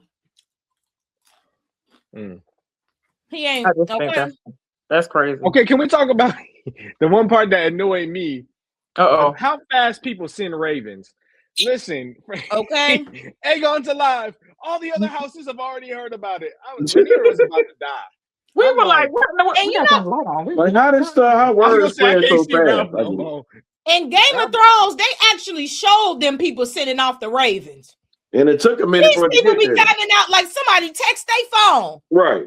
So unrealistic. You can shut the door too if you want. We ain't had no time jumps. We've been living with these people day to day. How the hell they already know Aegon alive? My other thing too is I wouldn't have never lied if I didn't know for sure that Aegon was dead, because that's just a bullet waiting to hit me later on. Like that's just, now I'm a liar because I didn't told all the people he did and I don't know. Because what you don't want is for people to not trust your word. Now that will not get you far at all. Right. Oh, you a liar. You can get far on your word if you're highborn. That's it. You could get far on your word because people know you got access to certain stuff. But yeah, no, if you lame, I didn't agree with that neither when they was like Aegon is dead. I just be like, I don't know where he at. I'm on the throne though. I tell y'all he abandoned the throne. Him and Aemon abandoned the throne. It was open for the taking. I rolled right up in here and sat down. That's what I did. Y'all forgot my daddy had the ceremony for me, not that nigga. They love to forget that. And don't say nothing when Rhaenyra and be calling her usurper with her whole chest like she's not Rhaenyra Targaryen. Yeah, but she wasn't acknowledged by the faith. Then that's the point I was just about to say. That was done in front of everybody. And that's only because she a girl. That was done in front of everybody. And that's only because she a girl. But it was done in front of everybody. It was a Hightower thing. That was not a Targaryen thing. Yeah. It was done in front of everybody, is what I'm saying. When they had the ceremony, Ralph, was the faith not there, or they just the faith was there, and they the one that gave him the crown. So they just don't care. No, they don't. No, y'all gotta die. When Viserys died, they didn't care. As far as I'm concerned, you a liar, and Rhaenyra's not wrong for killing you. You can't lie to the people, create more drama, and then I'm not gonna kill you for it. Viserys did the whole full ceremony, the whole 9 yards. It was set in stone, and yet and still they call her a usurper with her whole. So you're not acting according to your face, sir. So yeah, you got to go. And had suitors to come to her throughout the whole, the first season. So why were they even doing it if she wasn't supposed to be crowned? I don't like it. I'm not. I know it's gonna have consequences because it's just this is the universe. Gotta have consequences. I'm not mad that he died. He deserved that because she out here wearing her daddy crown and y'all still playing in her face. Because where was this energy when y'all was supposed to be crowning Aegon and you knew you didn't have no ceremony saying Aegon was supposed to be the king? Thank you. Aegon got on the throne just because he's a boy. That's it. So just say that. I don't recognize. Thank you. Don't lie and say I'm illegitimate. I'm stealing. No, he stole from me. That's my little brother that y'all would rather have on the throne just because of that extra chromosome, which is his stupid chromosome. He's so stupid. Like Alicent couldn't have no smart boys, could she? Wow. It don't make no sense. She couldn't have no smart boys. She had Helena. She was the smartest. All her boys dumb. But she was so worried about being in Rhaenyra's business, she didn't raise them right. And then you know what I found funny? No, but she made sure she raised them to hate Rhaenyra. Go rewatch season 1. Y'all know I always throw that in there. But it's so funny to me how both Aegon and Aemon think opposite of each other because they both think that Alicent loved the other more than themselves. You know what I mean? Aemon thinks Aegon was loved by Alicent more, and Aegon thinks Aemon. They were talking about the advantages. Which is not true at all. They got the exact same treatment from her. Exactly. The truth lies in the middle, but they make that up in their head so they can have a reason to kill each other because each wants the throne and don't want the other one on the throne. That's all. And really, she loved Helena the most. So okay, it's just stupid. And that's why when that dude told him about himself, like, no, you're a spoiled brat who had the fucking world and you just a piece of shit. When he told him about himself, he was like, "Oh, you talking about Larys?" Mm-hmm. Yeah, when he told him about himself, I'm like, okay, thank you. Somebody finally told him about himself because he has absolutely nothing to complain about. And he had nothing to say. Nothing nice to say. And that's what got him to, I think Larys is the reason that he got together enough to go get his brother to be like, we need to go kill our sister. Mm-hmm. Because at the end of the day, the only person you are alike is your brother, if we being honest. So, but yeah. I'm alive! That part. Alive. In the city. Are you supper to me? Yes. Okay. All day. But yeah, just say that you hate your sister. I love that part. But quit calling her a usurper because she didn't. Your Rhaenyra ain't never took nothing from y'all. But y'all took everything from her. Her children. Don't get me started. That's what be getting on my And that's another thing too that I have to give Rhaenyra grace for. She's doing all this in grief. Lost 2 children back to back. All of it in grief. She ain't had time to grieve nothing. Look, if she ain't had time to grieve her mom, her daddy, or her kids. Starting from her mama though. That's what I'm saying. Her mama, her daddy, and her kids. She got to keep fighting with these motherfuckers, girl. She better than me because I'd avenge cars them people so I can go cry in peace somewhere. I would have already dyed my hair or cut my hair off and went in the boat like they sent Laenor, please. Laenor. Okay, because girl, Laenor, I would have left and been like, "Nah, I'll be a redhead. I'll be a witch. I will not be on this King's Landing. It's not for me." But out here, and that's what gets on my nerve. Aemon will continue to act like Rhaenyra took something from him. Meanwhile, he literally murdered her child on Dragonback. Rhaenyra has never done anything to them. Ever, never. The realm cannot rest until you're dead. Like nobody will sleep. The dragons will fly the skies until I have your head. Meanwhile, she may not have done nothing, but she got blamed for what Daemon did. Oh, killing the baby. Yeah. Mm-hmm. And they know it wasn't Rhaenyra. They just don't care. That was the only thing. Rhaenyra. They just don't care. But it was just so graphic though. Why did they have to do it that? Why did they have to cut the head off the baby? Damon said, "Go in there and go get Eamon." Them heifers went in there to the kid. Where in there was that? That's why you can't. Right, because Eamon wasn't in his room, so they was like, "We got to come back with something." He was probably sleeping with that lady that's old enough to be his mama. You know, that's the only lady he had sex with his whole life. Yeah, he was in the brothel. Yeah. So he said a son for a son, so they got any son. Yeah, it just don't even make. It's like that's not what Damon told y'all to do. But okay, that's not what he told y'all to do. But you know what they say: if you want something done, you got to go do it yourself. Because I think that was one of the times where Damon wasn't in the castle. He was outside acting a fool. He wasn't at home, and that's why he had sent them in the castle. He was hardly at home. Yeah. So if he was at home acting Damon like he is proactive. Yeah. He don't sit around. If he was at home acting like he had some sense, they wouldn't have got that baby. He was. Yeah. Well, no. If Christian Cole was on his patrol doing what he was supposed to do. Oh, that's true. And not eating Allison Coochie. Yeah. And the baby was. Actually, she was riding him because Helena came in that room and didn't skip a beat. She wasn't thinking about her mama. Helena. She said they killed the boy. Like, I mean, she wasn't thinking about her mama, ain't skip a beat. Nothing. Cole ain't put no clothes on. He just threw the armor on. Like it was ridiculous. She buzzed right in and was holding her baby, sitting there rocking. They killed the boy. Okay. And her mama like, so yeah, you're right, because everybody has a guard at their room door. So yeah, it is everybody. Fault. And he knew it. And then what did he do? He went ahead and just, Sir Eric, you go on over there and you do this. And he was like, I'm going to be killed. You're sending me to my death. And he was like, the glory will be for you or blah, blah, blah. Dude, you just sent him to his death and then the brothers are dead. Mm-hmm. Yeah. I forgot it. Yeah, that was Damon's fault. I mean, I'm talking about, Christian Cole. Yeah. He wasn't guarding the door. Mm-hmm. Because they would have had to turn back around and be like, damn. Well, while we on the topic of Kristen, rate his death, y'all. How does it rank? Are we satisfied? Yes. But no, I wish Rhaenyra could have got to see it. No, I mean, yeah. It was fine. It was fine.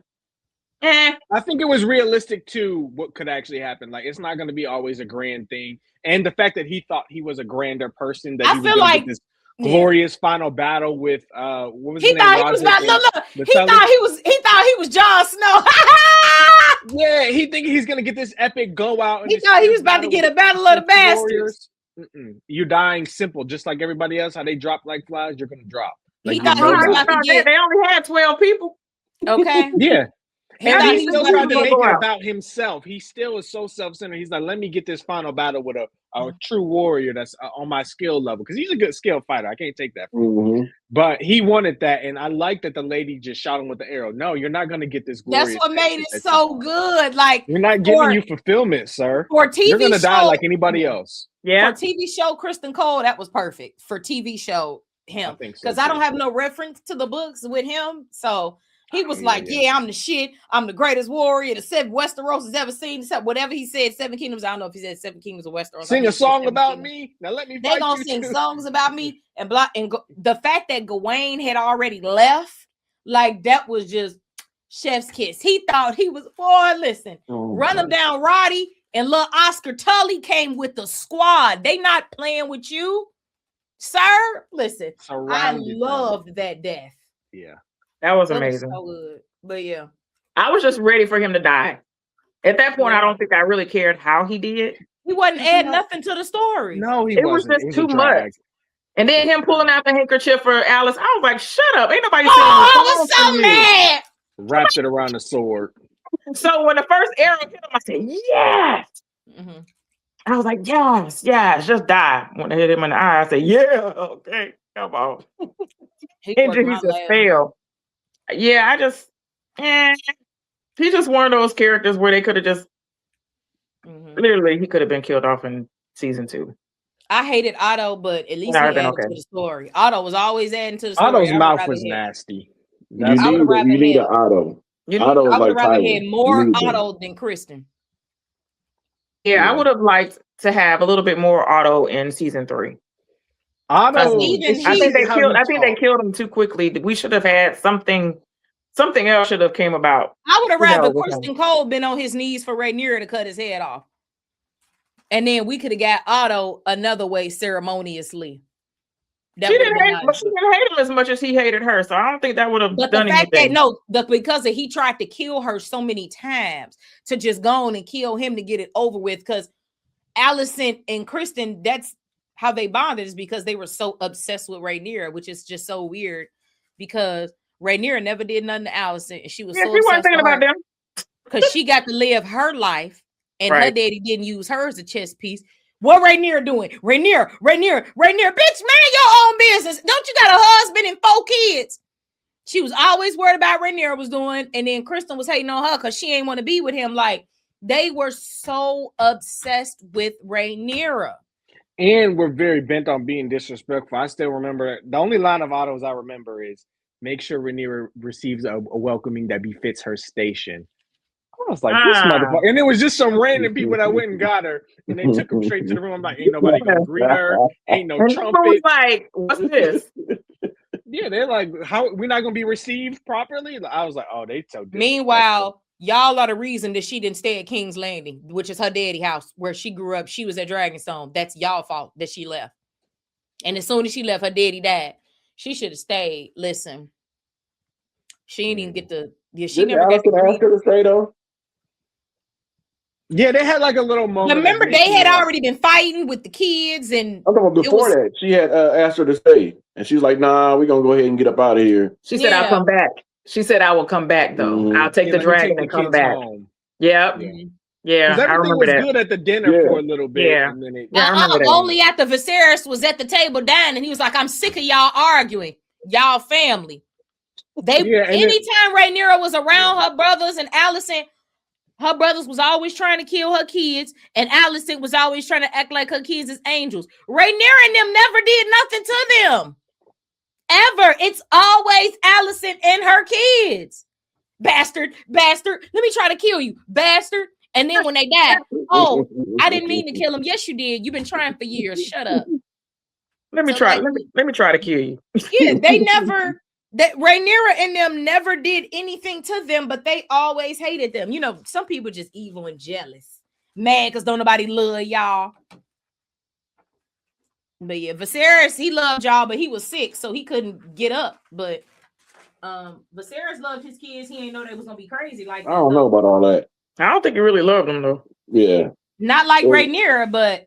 There was never a scene of Viserys talking to the boys at all. There was never a scene. Because he was already sick as a dog by the time talking to Helena, nobody. He said something to Rhaenyra. Did he say my only child or something like that after all the kids were born? Or my first, I think he said my firstborn.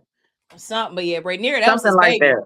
Yeah. Oh yeah. I mean, come on, think about it. Yeah, he loved her mama. My mama was real pretty. I was like, why y'all do that lady like that? He was a love child. So do you think that he was not going to love Rhaenyra the same way? Them other kids was him doing his duty. Yeah, basically, because he didn't care. Listen, and then he was old and He was in the books, he wasn't that older than her. He was only 10 years older than her, I think. Yeah. They was about 60 and 15. Okay. Shoot. Looking like she getting worms because he was old as dirt. But in the books, he wasn't that older than her. Oh, wow. So you learn something new every day. They just make me more mad. Mm-hmm. Because if they done it the right way, it wouldn't have looked as bad. But seeing how it was played out on screen, it did make you think, dang. You know what was a real good... just to do that because he should have married. And then you can understand why people wouldn't want to follow a 9-year-old girl. Being, you know what I mean? Yeah, that too. Mm-hmm. That would have been a little bit too much. They already do the incest and all that kind of stuff too. So, yeah. But you know. Listen, Otto made sure he kept his daughter close for that reason. He was so happy he had a daughter. Yeah, I'm working up here on King's Landing. You're gonna have these babies. He was Tywin Lannister inspired, even though he was before Tywin's timeline, but Tywin did it the best that we've seen as far as that. But Cersei said, I'll kill myself. I ain't doing that again. She was not playing well, and I believed her 1,000%. Tywin said, "No, you will marry him," and she was like, "She said I will kill myself before." She was disgusted by she anybody. Said, "I am not your breeder cow." Basically, she was not playing with him. And the way she walked out, he was like, "Oh, okay." And it was extra funny because she was like, "Hi, Tyrion, you got to marry so and so," and he was like, "And you marrying Loras?" She said. Yeah. So that's what really made it funny. Them going back and forth is hilarious. Yeah. I was gonna say the Lannisters was at each other's throats. She was bothering Tyrion, and he gagged her. Her daddy gagged her when he said that.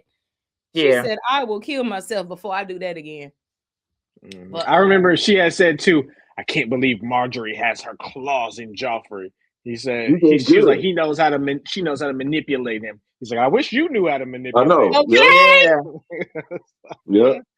Like, what you complaining about something that you can't do yourself? Okay. That you've always known how to do, but she's younger, so she knows how to do it even better. So Marjorie, that was her threat. Cersei ain't had no females strong in her life. Marjorie was under the tutelage of my girl Granny. Okay. Yeah. Granny said they couldn't get up when she was through with them. Okay. Don't play with. Listen, y'all know I love Granny. She came in and did what nobody else could do. Get Joffrey up out of there. Yeah. So she was like, he ain't finna be torturing my granddaughter all these years. Like, you didn't really think I was gonna let you marry him now, did you? Okay. Right. When they were talking to Sansa, they were getting the digs for real, trying to find out what was going on with Joffrey. How did he treat her and everything? He was like, yeah, he's a monster. And there were other Tyrells that they left out of the story too. Loras got brothers. I would have loved more Tyrells because I loved Granny and her 2 grandkids. They were great. Theon got uncles that's still alive other than Euron. Oh wow, Euron. Ooh, he didn't die. Well, Euron died. Euron could go to hell. Euron was crazy. He was the one that was running around getting the ships for Cersei. Yes. Mm-hmm. Victarion was his name. I was so sick of him. Anybody that's doing anything for Cersei, even though he was still obviously in it for himself, he was like, "You gonna give it up, Cersei? I ain't playing with you." He was not playing with her. But yeah, Euron got on my last nerve. He was fine. Yeah, I was so tired of him. But what else? Yeah, it was a lot. Oh, Helena, y'all got to give me the lowdown on Helena. Now that I know she dead in the show. Well, I know, like I said, she already had 3 kids before they had her pregnant with one.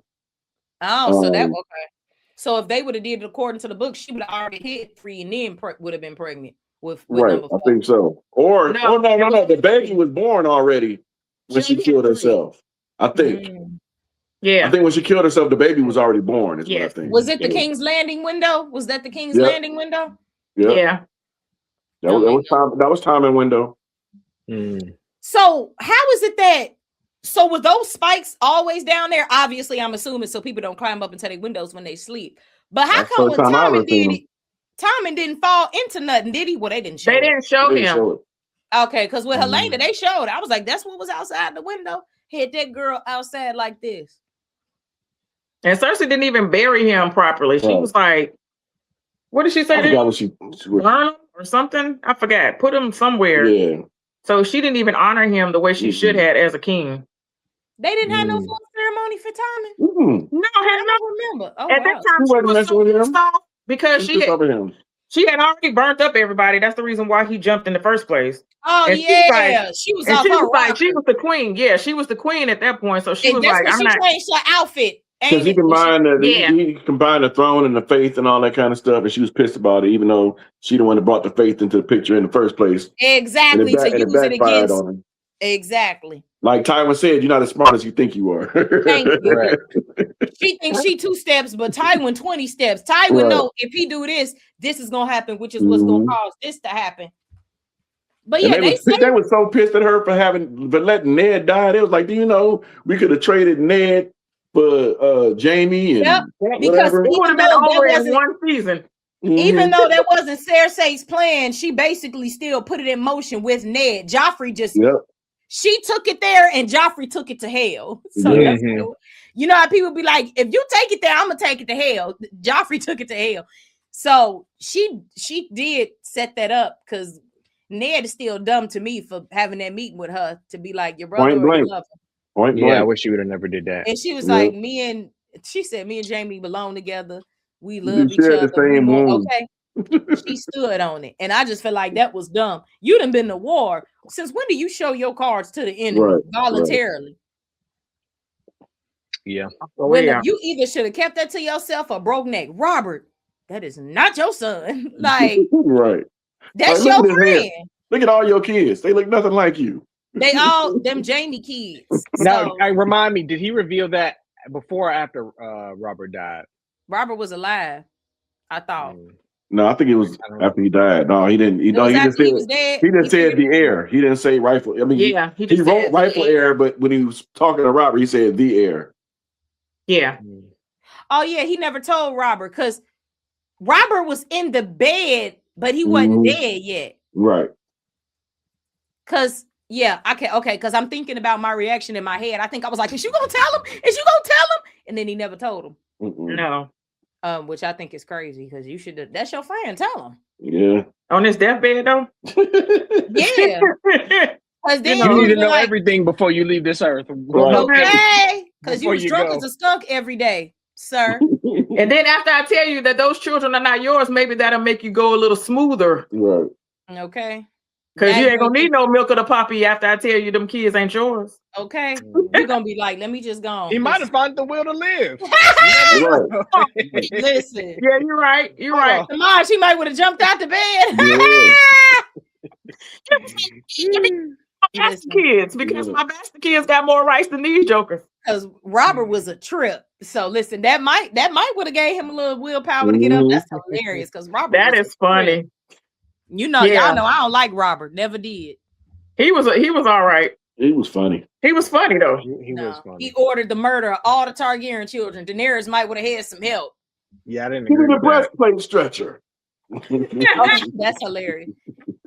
Look, nobody, Ned, you're too fat for your armor. He was like, and then when everybody else started laughing, he like, nah, only we can laugh at that. Y'all can't laugh at that. Right. Don't laugh. I did like their friendship though. Yeah. Yeah, that's why I'm like, you the only person that can actually talk to Robert that way. And he is the king. You should have told him them wasn't his kids. But would y'all tell y'all friend? I would have told my friend, me personally. All I would have said is, look at these kids. They don't look like you, do they? You would have led them to the showed water. Them the book. Right. Ralph would have led him to the water. I would have told him. Black of hair. Black of hair. This gene is strong, Robert. Look at this book. The seed is strong. Ain't right. Why did it change here, Robert? Black to the Baratheons is the white to the Targaryens. Come on now. The hair ain't like, why did they kill Aaron? Because he found out too. He found out the truth. That's why Jon Arryn did. Read this story. Wait, who was Jon Arryn again? The first person that died in the Game of Thrones. The first body they showed with the stones on their eyes because he found out the truth. The truth. What truth? That all those bastard kids. Wait, it was Jamie's It was Jamie's kids. Yeah. Jon Arryn was. Do I gotta put it up on YouTube? Hold on. Hold on. The Veil. Yeah, he was married to Catelyn's sister. Yeah, but I don't remember seeing him die. Hold on, let me type it up. No, they didn't show him die. They just showed the dead body. They just showed the dead body with the stones on his eyes. Yeah. That was Jon Arryn. I don't remember that. Hold on, let me and Catelyn got the note. It's like the first scene in King's Landing, I think. Yeah, the first scene because they got the note and she knew the secret because she threw away. Because he was the hand, right? Yeah, he was the hand. And then Catelyn threw away. And that's why Robert came down to Winterfell, so they had to be the hand. So Jamie killed Jon Arryn? No, that was That was It was Littlefinger, wasn't it? That was Littlefinger. Yeah. Oh wait, can I share my screen? Okay. I can't see it. Share screen. Can y'all see it? Not yet. That's so little. Yeah, that's it. Yep. Yes. So who killed him? Littlefinger. Why? Remember when Littlefinger went back to the Vale and he was talking to because he found out the truth. Yeah, because he found out the truth about kill me. Right. So who did Jon Arryn tell? For people to know he knew. I forgot who they said he told. Yeah, I got to see that. And look at Jamie and Cersei. Evidently, he told the wrong person. Because he was going around and reading the history book. Yeah. Oh, he found out himself. Look at these. The seed is strong. He said the seed is strong. So he already knew. And they killed him for it. So they kill everybody that knew anything about it. I mean, you see, he pushed a little child out the window, saw him getting down with his sister. He will kill anybody. Which is, look at her. Lena Headey is so good. Literally in my greatest villains of all time, she's up there. I seen something. They were like, I don't know if they asked her. As far as acting, but yeah, Tywin supersedes her because she had daddy daughter. Oh, they asked her if she liked her death, and she was like, mm-mm. I didn't know that until like last week. I saw that video where somebody was asking her, and she was like, as a lot of people know, I didn't like my death. I was like, oh. And see, there was a theory. I don't want to say theory. I'm not going to say theory, but it was supposed to be told that she would be killed by her younger brother. It was called the Valonqar something. And so we all thought that it would be maybe like Arya would have Jaime's face because Jaime is younger than her and he would kill her. Would have been epic. I was finna say, do y'all think that she would prefer Arya to change faces on her? I was literally finna say Probably. that and give her a proper death and not the ceiling falling down. Then crushed by rocks. Yeah. Oh, yeah. Yeah, like how Tywin got a proper death. He got a proper death. And he foretold it too. Because somebody said, I think either he did or somebody said it'd be horrible. No, he said it would be horrible to die on the crapper or something like that. Yep. And that's how he died. And the fact that it was Tyrion that did it, like his whole death was, it still pisses me off too that Tyrion never killed his sibling, Cersei. And I know he didn't want to because of Jaime, but at the same time, that heifer been trying to kill you your whole life. She has tried multiple times to kill you. That would have saved us a lot of pain. It was all for his love for Jaime, because if it wasn't for that, he knew they was in love. So he loved his family. And then there's also a theory. That's why I find it crazy that he would tell Jon to kill Daenerys. Meanwhile, his sister tried to kill him multiple times throughout his life, and he never do nothing to her. Stop it. There's also a theory that Tyrion is a secret Targaryen. Yes. I don't see that at all. Because Tywin he denied him. No, trying to think. I think the mother.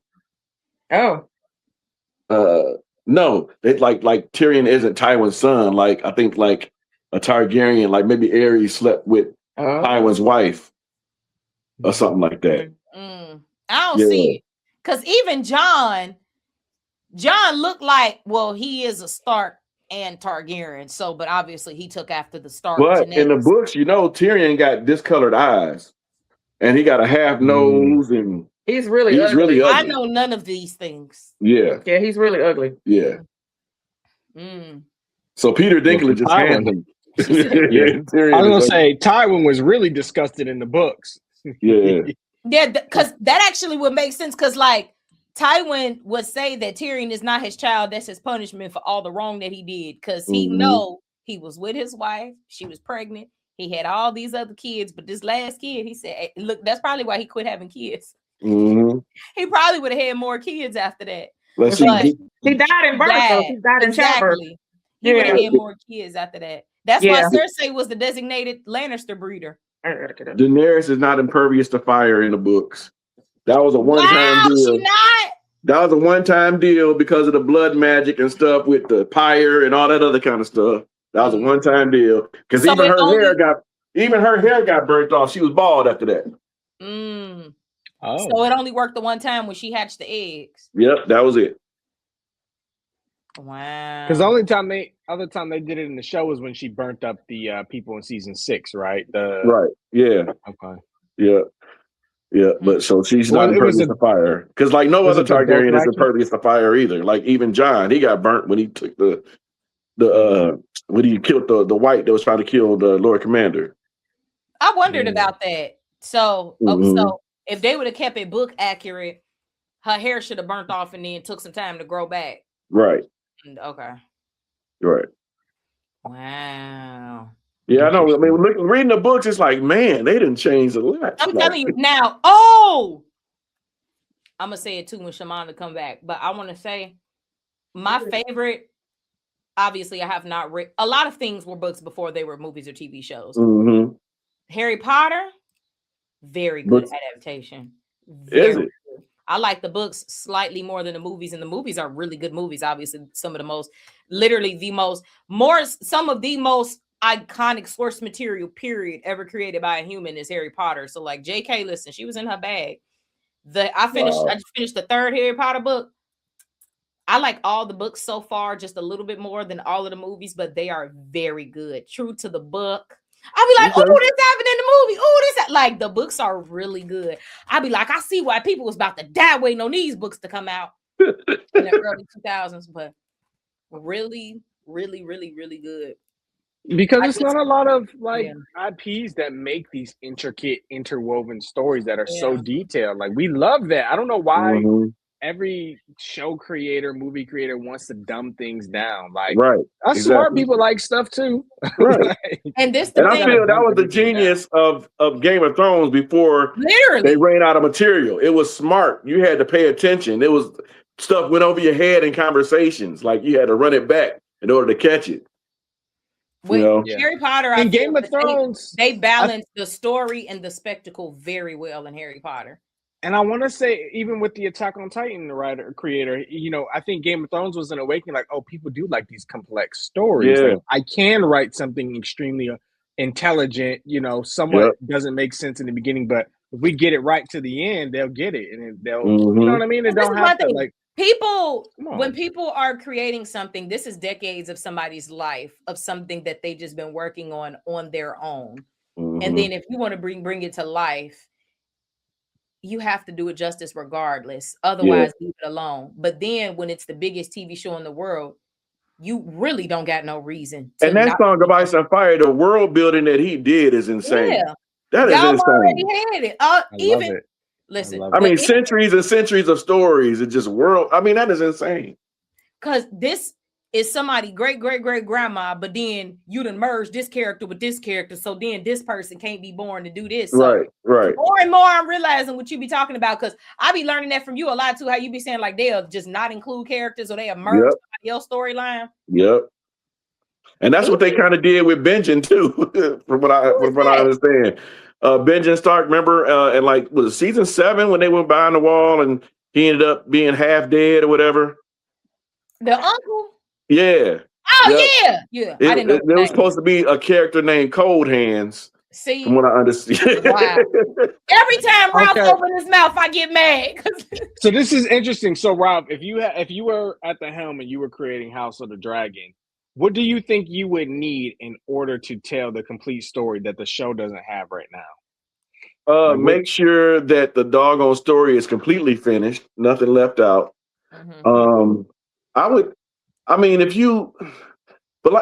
You got to include all the characters, man. You can't especially to say that. You got to. You can't include a child that's there. So if you were given the same restraints that they have, 8 episodes for 2 and 3, and then 10 for the first, what would have we gotten that you would have cut to make room for all the other things we didn't get? Oh, I would have cut a lot of that Allison Rhaenyra stuff in this season 3 or whatever. It was entirely too much. It was like every other scene, Rhaenyra coming to Allison asking this, asking that. I'm like, that is just too much. Because like we found out in the book, they don't even talk like that. Allison is out of the picture. Now is Tumbleton as big of a deal as it is? Yeah, there was like two Tumbleton battles, and I think they just merged it into one. Yeah, so that's fine. I mean, you get the same outcome of Ormond dying the way he did. Okay. Roddy was like, now was his death the same? From what I understand, yeah. Oh, okay. Yeah, that was a good death. Cool. Roddy is the most heavy metal person I have ever seen. They cut out a lot of Roddy stuff though. From what I understand, I'm gonna be happy to revisit him in the books, because I'm telling you, like, it's not. We have the quality, we have the caliber of actors. Like casting, y'all did y'all job. Whoever writing the script though, like I just even the chick with the arrow. The chick with the arrow has a bigger part too, I think. Oh, she do, and she looks so badass every time they show her. You know, she got the around. Listen, she looked like she came to tell somebody. Like she barely even spoke in here. I don't think I ever heard her talk. Right. But she listened. Kristen was like, she said, he was like, Even Walking Dead, my extremely imperfect beloved show. I prefer the show to the comics. Okay.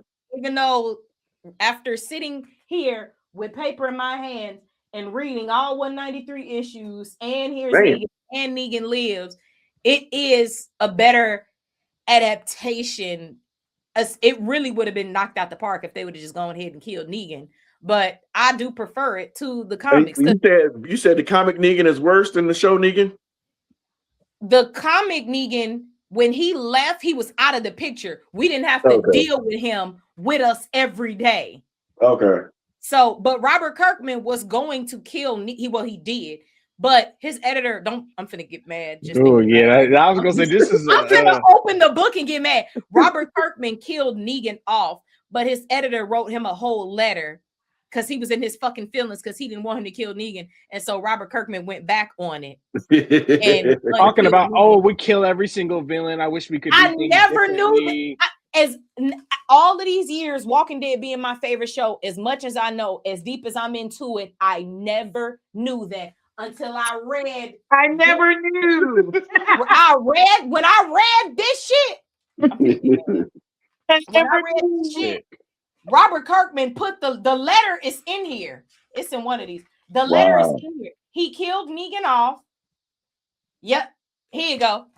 He literally killed Negan off, and this motherfucker wrote him a whole letter because he was in his feelings. And I was like, even Kirkman didn't kill Negan. I said, I will never know peace. But at least when we was done fighting with Negan and all of that, like he was gone. We didn't have to deal with him no more. And Walking Dead, you know, I will die on the hill that they did not kill Negan because Jeffrey D. Morgan is an amazing actor. That's the only reason. Charming and funny. That's it. And they've been milking it. Even Jeffrey was about they had gotten Joe Blow. I guess they would have just go ahead and killed him. Exactly, but because Jeffrey is an amazing actor, television history, he's one of those villains that will be remembered forever. And the fact that he's handsome, charming, and funny, they just never killed him. So, so we can blame casting for that, right? Yeah, because they casted the heck out of that one. Yeah, they did too good. Yeah, they did right, Tomas? Yeah, exactly. Yeah, they snapped, unfortunately. Even though The Walking Dead is extremely imperfect. Because and everybody in The Walking Dead, for me personally, 1 through 6 is top tier. That to me is for me is 6 is my favorite. So I'm like, everybody 6 is fire. 6 is fire. 7 is where the decline hits because it was too much Negan. Yeah, it was too much. Too much Negan. It went on for too long. We're losing our heavy hitting actors. We lost Steven, Chandler, Sonequa, Michael, and who else did we lose? That's true. That's 4 heavy hitters right there. Who else did we lose? Amanda. When you was gone, I was telling them that Harry Potter is an amazing adaptation. After I just finished the 3rd book, which was The Prisoner of Azkaban, and now I just started Goblet of Fire. I slightly prefer the Harry Potter books to the movies, but it really it's an amazing adaptation. Like I'll be like, oh, this was in a book. Like it's an amazing, it's an amazing adaptation. Well, let me know because Goblet of Fire is my favorite. Yeah. Okay. That's my favorite out of all of them. Even Walking Dead being an extremely imperfect TV show, I will take the TV show over the comics because the actors that we got are just insane. And like things that they changed, like obviously Daryl Dixon does not exist at all in the Walking Dead universe. Nor Sasha. They made up that character for Norman. And obviously Norman is the most recognizable Walking Dead character. Wait a minute, Sasha, what? no Beth, no Daryl. No. Yeah, Daryl does not exist at all. Norman auditioned for Merle. That's my favorite character. Yeah, Norman auditioned for Merle. Obviously, Michael Rooker is Merle, but they love Norman so much they literally made up Daryl Dixon for him. Wow. Daryl does not exist anywhere. Yeah, and that's why I said Walking Dead is one of those things where you can divert from the source material and it still be great. Yeah, because the story they still made it make sense in the end. Yeah, the story is written so loosely it doesn't have to be. And also, it's not a world building. It's not a world building comic book, right? So you can get away with that.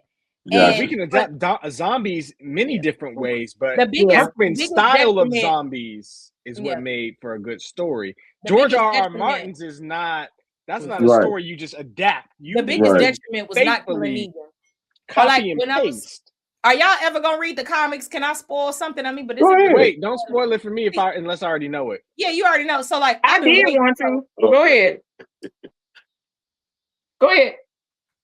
Well, I'm reading them now. Carol kills herself early in the comics. She ran into some walkers. Carol is a sorry heifer in the comic book. She is terrible. I just finished that part of mine. Like when I was reading these comics, I need to meet Robert Kirkman to have him sign my comics. Carol is horrible in the books. Carol. So Scott Gimple is the reason that Melissa is the Carol that we know. So I give Gimple his credit for the stuff that he did right in the Walking Dead universe. But killing Carl, I never agree with. And then him being hell-bent on Negan. I will even let Carl slide. But Negan being alive, I can't because it messed up. Negan and Carl are the two biggest things I can never agree on. And the Savior War being as long as it was. Negan, that was too long. It was entirely too long. Especially watching it live. 30 I can imagine. Like I said, I hate season 8 with a passion. I hate season 8. That's one of my favorite things. The fact that Carol killed herself at the prison. Didn't care about Sophia, none of that. Like nothing. Wow. And didn't for have her to no kill love for her herself daughter. at the prison when I read, because I never knew nothing about the comics until I actually read them, except for Daryl does not exist. That was the only thing I knew. So when I read it, that's why I love the fact that I did it live. They all on YouTube, y'all. And my computer, the adaptation is insane. So like Walking Dead, they did a really good adaptation. If they would have just not dragged out Negan, it still would have been a lot better. Even killing Carl, we could have recovered from it. But as I always say, Walking Dead works as the Rick Grimes show. It does not work as the Negan show. Right. Correct. And then Harry Potter is an even better adaptation. It's so good from the books. Like it's so. I don't know what books I'm gonna read next. Like at this point, I might as well get on Game of Thrones. You might as well. I read Walking Dead. I'm reading Harry Potter. I might as well read Game of Thrones. But see, I'm trying to get out of this world because I'm so traumatized because of Amelia Clark. And why did they do my girl Amelia like that? I'm never letting it go. I can never heal from that's a deep trauma like that. I haven't felt like that in TV. Maybe reading the actual real books will heal me a little bit. So that's what I'm thinking. Because even though I don't know what happens, I don't know. So in the books, it's not even like that in the books. In the books right now, I think she just got captured by the Dothraki. I would have rather took that because that's where she is right now. In the book. It hurts me so much is because it's Amelia and I love her. So she was so good, Amelia, and that happened to her. I'm like, she had how many aneurysms and almost died doing this show. Gave y'all top tier acting, one of the most iconic characters ever brought to life, and then y'all play with her like that. And the table read is you seen the table read when they found out what happened and how she died. I still ain't sat down and watched it. I need to. Oh, what are you doing with your life? I know. I'm traumatized. I'm still not letting it go. You need the actor that played Varys was pissed.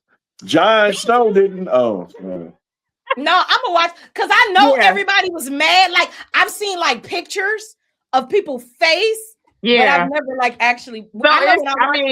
Their expression is justifiable the way we feel about that. I really they felt the same way. I really didn't care how she died because that whole scene, season 8, just pretty much I was baffled. But if you're gonna kill me, make it make sense. I just didn't see it coming. They didn't kill anybody correctly anyway, so it didn't really matter how they died.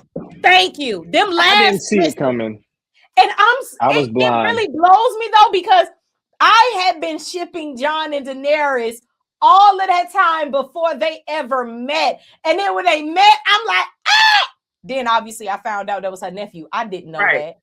And then when I found out that was her nephew, I had it all in my head. Oh, we finna bring the Targaryen bloodline back strong. Like I had it all in my head that they was gonna fly off into the sunset on Dragon Back. Oh, well, then you missed what crazy dude season 3. Look, what they say it's too much like Ramsey. Yeah, Ramsey said if you think this has a happy ending, you haven't been paying attention. What they say it's too much like right. Ramsey said that. I wasn't listening to nothing Ramsey was saying. No, I remember that, but I had it in my head. Jon and Daenerys is gonna it's not gonna be beautiful. No, not by any means. You should have known. You should have known not to even have no favorite characters after Ned got his head cut off. Listen.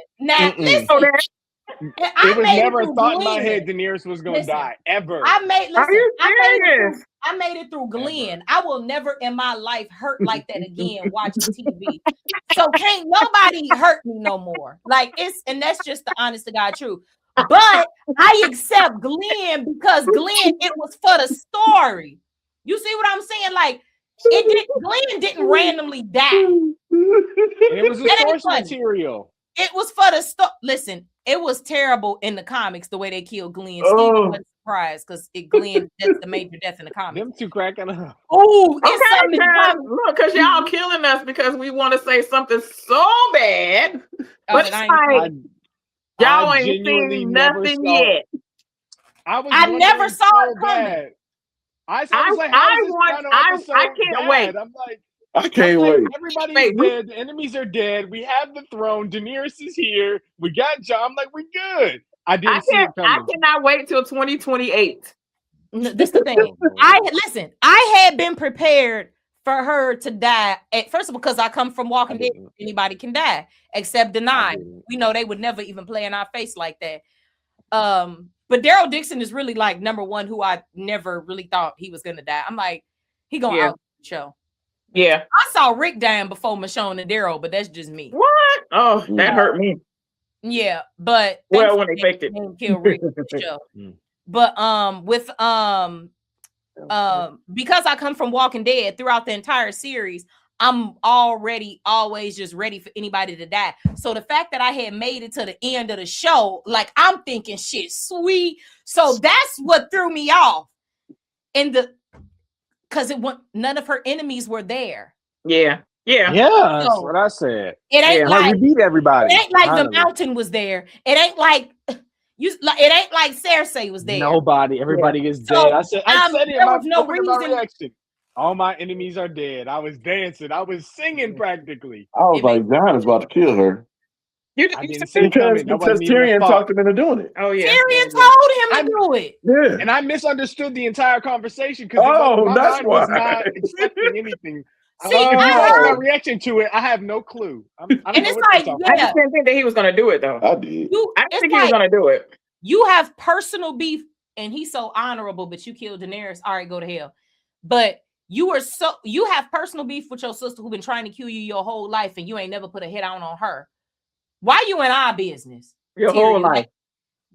I'm getting sick thinking about it. They had Tyrion stupid ever since like season 5. Really, and we always, Tamaj, what do we always say? Tyrion is the only Lannister with rights. He was one of the smartest characters in the whole story, and then all of a sudden he just became stupid. And they did everything right, putting him with Daenerys, all of that, until he started actually making decisions and giving advice. And I'm like, he did so good giving the enemy advice, but now it comes to giving Daenerys the advice. It's stupid. Yeah, I mean, he was the best hand of the king I didn't seen in a minute. Daenerys was doing fine before they came. He literally ran away from them trying to kill him to Daenerys, and then gonna tell Jon to kill her. Anyway, I'm finna start trying to help Daenerys made it worse. Y'all know y'all got me set on it because I'm tired. The books might be the only thing that can heal me from this. So that'll mean I'd have been and read all the Walking Dead. I'm about to start the 4th Harry Potter book. Well, I already started it. I just read the first 2 chapters. That went up yesterday, Wednesday, book club. So, and then I'm about to be on y'all phone so bad. I hope y'all don't get tired. I'm about to be on y'all. I'll tell you that it's the books start exactly like the show though, up in north of the wall, like them going out. Am I missing? I think where's Duncan and Egg? Oh, we're supposed to look that up because we need to know the timeline, right? That's what you need to know. Because I got the. I mean, it's House of the Dragon, Duncan Egg, and then the main show. Yeah. I was gonna read it in the order it was released from George. Hold on, let me see, cuz. Well, you still got some books in between there that you know. Oh, it says 90 years before Game of Thrones. Duncan Egg? Yeah, Duncan and Egg. I'm telling you, they said Tywin was Egg's I don't want to read no more. I'm scared. Yeah, as he got older. So that would make sense, though. So Tywin had to be young. So I have a Game of Thrones, a Clash of Kings, a Storm of Swords, a Feast for Crowns. Yeah, that could have been 8 dragons, and then I got Fire and Blood. So I got 6 Game of Thrones books. Yep. Yeah. Tywin could have been really, really young too. Yeah. Because they started being cupbearers like at 8. Yeah. Like real young. So he could have been, 8. So that makes sense as far as that timeline. Ooh, he got this other stuff, the Targaryen dynasty. Yeah. Yeah, that's a lot of stuff. Like I said, the world building is crazy. Mm-hmm. I need to run soon, so I'm gonna have to. Yeah, we do too. No, for real, we about to get off. But I don't say we hit the 2-hour mark. That's good. Hey, I'm gonna leave y'all with this. This is what the actor that played Otto had to say about whether he was Team Black or Team Green. He said both sides are genocidal, crazy war criminals. So I think we should all enjoy seeing how they die. Okay, listen, they all crazy. They is all crazy. If you ask Tamaj, you better include the people of King's Landing too, not just them great houses. Everybody gotta go. Ridiculous. Yeah, just eradicate everybody. Everybody must go. But Free Bottom too, they gotta go too. Yeah, we gotta root everybody. Everybody get it. Everybody get your swerve on. Reset. The place, it's just a few diamonds in the rough. Like in Flea Bottom, you will find a dunk. Yeah. It's some diamonds in the rough, but it's some diamonds. Yeah. But I got a real quick question. How would y'all feel if they did a spinoff of Game of Thrones, right? But it's set maybe 100, 200 years into the future. So something completely different. I think it would be like, I would like to see it. Let's see who would actually be on the throne still. Like, yeah, I would like to see it. Okay. But like we say, the writing has got to be good. Exactly. They have to redo some stuff to me. I think it's almost impossible to pick up where they left off, but if they jumped far enough ahead, that's the only way I can see a spinoff. That's not Arya. Yeah. Right. I just saw too somebody, I can't remember where Amelia was. She was on some carpet and they was like, if they redo season 8, would you redo it? She said no.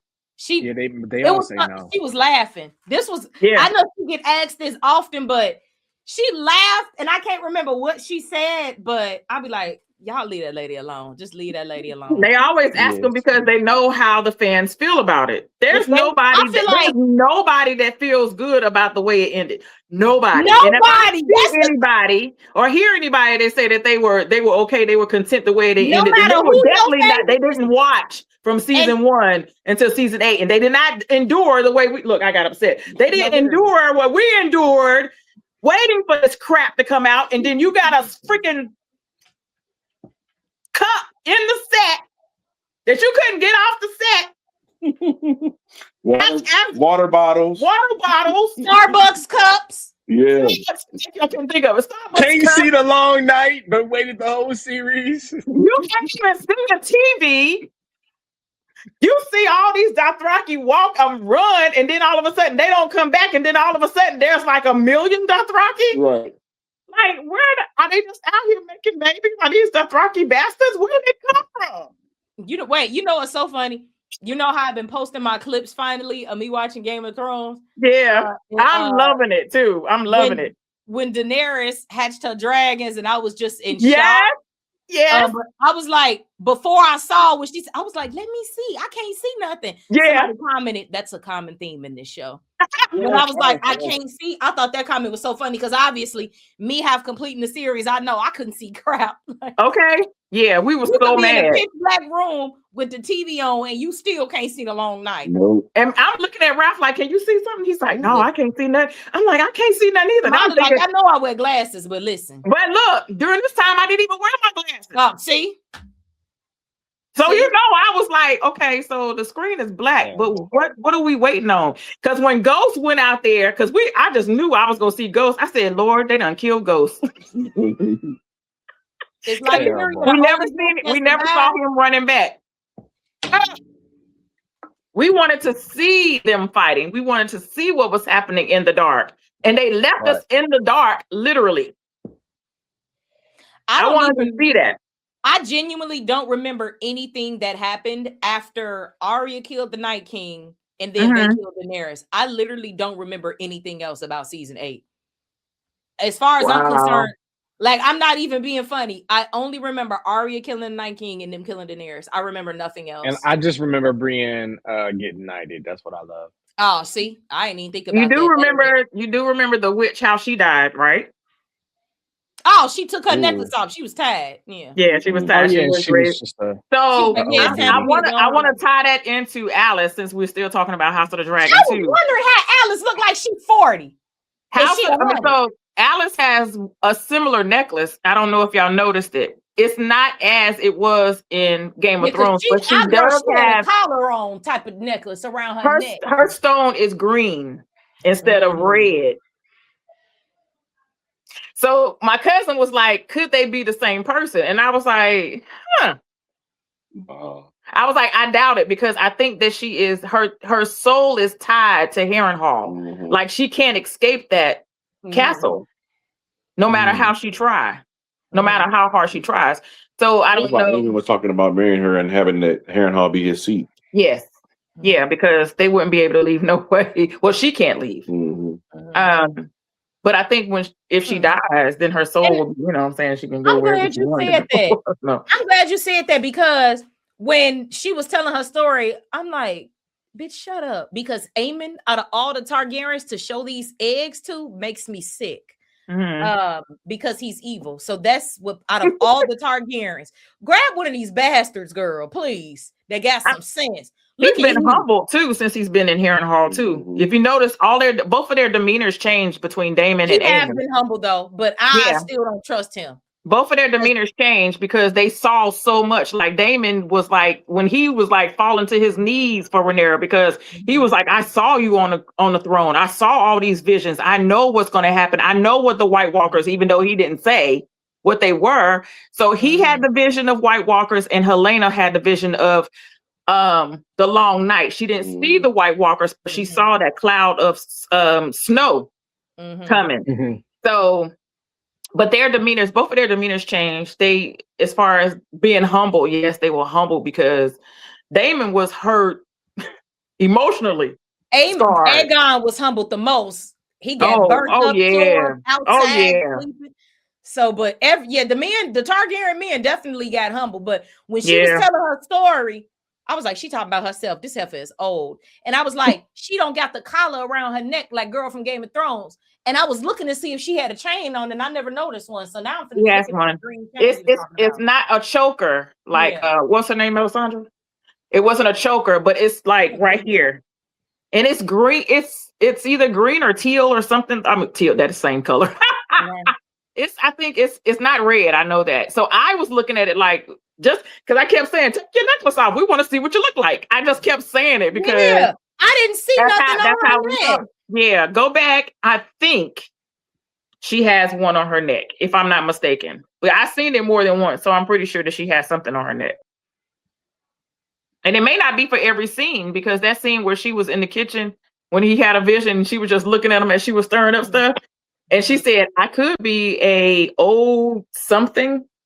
And she was just stirring stuff. I don't know if at that point or that scene that she actually had something on her neck or not. Oh, she do got a chain on. Yeah, she did. It's purple in this picture. Yeah, it's a different color. It's not red. Did she wear different ones? She got something. I think it's different ones, but it could be bracelets. It could be whatever it is that's tying her to that castle. When was this? It matched her dress. She's standing out. She's talking to somebody at that point, ain't she? I can't remember when this was, but it's I don't know. That was when the people were coming looking for Aemon. Oh yeah, right? Yeah. Okay, yeah. It's purple in this picture. Let me look for another one. Cause I literally kept looking at her. I was like, why she don't got no chain? But clearly she do. I didn't even catch it. Nope. I want to go back to season 3. I do got to run, so let me give my closing thoughts. Right, bye, y'all. We finna get out of here. Wait, I want to get my closing thoughts. Oh, okay. Yeah, we about to go too. Yep. But I was just gonna say real quick, I did think 3 was an improvement over 2 for sure, 100%. I enjoyed it as a piece of TV, as a piece of premium George R.R. Martin material. It's not hitting on every mark. They need to do better. They got one more chance to fix. Get some help. Get some help. Fix this. I mean, Game of Thrones has prepared me for a terrible ending as far as I'm concerned with what I'm rooting for and where my morals align, which is, the rightful heir, Queen Rhaenyra. I don't know how it ends. I don't know at all. I have no inkling. I'm not loving Rhaenyra the Cruel at the end of this season. I didn't. That is her name. Her allies. That is her name. You ain't got no chain on right here. Look for a bracelet. I didn't love how she treated her allies. I hope she can find a piece of herself because this whole season she fought to say, y'all misjudge me. I'm not as vicious as y'all think I am. I'm trying to follow my father's rulings and the way he did things. But the truth is, Viserys even said it himself, he felt as if he'd never been tested. Yes. And unfortunately, Rhaenyra is being tested. So I skipped over her father. They ain't testing no man. She is. That's a good one. That's a good thought. That's a good one. Yeah. So I think she definitely has it harder already just at the beginning of her run than her father did because it was handed to him. She has to fight for hers. Yeah. And I remember people saying when I was watching Game of Thrones, Cersei was the first woman to sit on the throne. So that tells me that they don't even recognize Rhaenyra's era here sitting on the throne, which I didn't like. So I don't even know what that means. Did they say that in the show, or did they say that in the books too? That I don't know, because they didn't get that far in books. Yeah. Oh yeah, that's true. Because they dumped the books in with Jon. Jon is still bleeding out. He's still bleeding out at the wall. Yeah. Right where they should have left that nigga. All right, let me quit. Because listen, and it makes me mad because I love Kit, and for him to have to be that character, I'm like, it was not supposed to go like this. It bothers me. Kit didn't write it, so I can't hold it against him, but it deeply bothers me. Like me too, because he was the most honorable man in Westeros, and now y'all made him a Queen Slayer, which is the most disrespectful title you can have in Westeros. But we're not gonna go there because I get upset. In her stomach when I thought he was gonna put babies in there. So imagine. It altered my brain chemistry. So, but Game of Thrones, it took me years to heal. I come from the school of him getting his head bashed in, so can't nobody ever really hurt me. So. Game of Thrones was a different type of trauma, though. Than it is. It was. It was. They're two different types of trauma, but at least we got. I mean, at least nothing ever happened to her. Because listen. I would have never recovered. I hear you. Well, Arya, because Arya. It's Michonne, then it's Arya. Listen. Look, I got 2. Michonne has 1 standee of Michonne. I got 2. Listen, I have her sword signed by Michonne right here. Not too much. Not too much. I got that too. I got 2. Look, hold on, where's she at? Oh, she on my stand over there. I got one of them too. She out of the box. These are all my favorite Walking Dead characters, by the way. But yeah, listen. That's I am a hardcore Michonne fan, so that's why I only have these. But yeah. But I was rooting hard for Daenerys. As far as me watching TV and rooting for a character, I don't think I ever went for hardest for a character. I was rooting for Arya, number 1, and then Daenerys. See, as far as like Arya, yes, I'm rooting for her health and well-being, but she was never fighting for some grander mission. You know what I mean? I was rooting for Arya for love and happiness and to cross everybody else on her list. Yeah. It was Jon Snow and Arya. Yeah. I didn't really. I mean, Daenerys was okay, whatever. But when she lost to the Dothraki men, I was like, yeah, that's too much. But the dragons were a good addition to her, but I just didn't like her ruling. And plus, I was Jon Snow all the way. Every episode, I was wanting Arya to get with her siblings. I was trying to get Arya back with her siblings the whole 8 seasons from when they killed Ned ever since Ari was on the run, I'm like, she just kept missing her sister, kept missing her mama. She always kept like, it was always the Arya show to me. Like, if you even watch my reactions, like if Arya didn't have no screen, I would be like, where's Arya? Like, I wouldn't give a fuck about nothing else that's going on. I would be like, where is Arya? Like, it is that serious. Like, I love that girl down. See, that's somebody, like, for example, like, she never wanted the throne. Never, ever. Didn't care. No.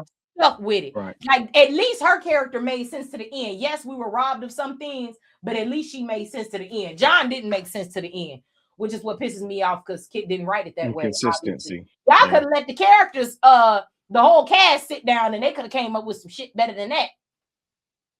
Okay, all right, y'all, let's do this for our characters. Like, they could have came up with a better script than what we got. Yeah, okay? it wasn't meant to be. So yeah, that deeply disturbs me.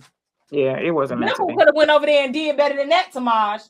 Listen. Oh yeah, definitely. Gimple would have gave us something. Listen, and you know, I still like Gimple as a writer. I just think like he has his flaws. I don't think Gimple would have killed Daenerys. This nigga won't even kill Negan. No. He know which characters not to touch. I did mistakenly think Carl was amongst that list. He did not. But I know as far as Rick, Daryl, Michonne, we're not touching that. It's some behind the scenes to that with Chandler, as we know. But yeah. Final thoughts, Ralph and Shamanda? I agree with you. Season 3 was better than season 2. Yes. And that final battle of Templeton, I enjoyed. I mean, that final episode, I was like, you know what? This is one of the better episodes of the whole season. Yep. So I appreciated it. And I'm like Otto. I want to see how they all die. Let's watch it crash, and we're literally watching a dumpster fire. That's what this show is. We are watching. I want to see how the White Worm dies. I want her to die slow death. I never fully trusted her. Okay, I was like, this is how I was with Damon in the beginning. I was like, I don't trust you, but I appreciate it when you act like you got some sense. And so she didn't even make it out the doors, and she telling Helena all of this, and then Helena went and just jumped straight out that window. Yep. And it's like, you're not doing Helena any favors. You mad because you just got fired, and now you want to turn everybody. And had to do the walk of shame. Yeah, you want to turn everybody against Rhaenyra because you just got fired. But anyway, we about to get off y'all phone, y'all. I'm glad we had this chat.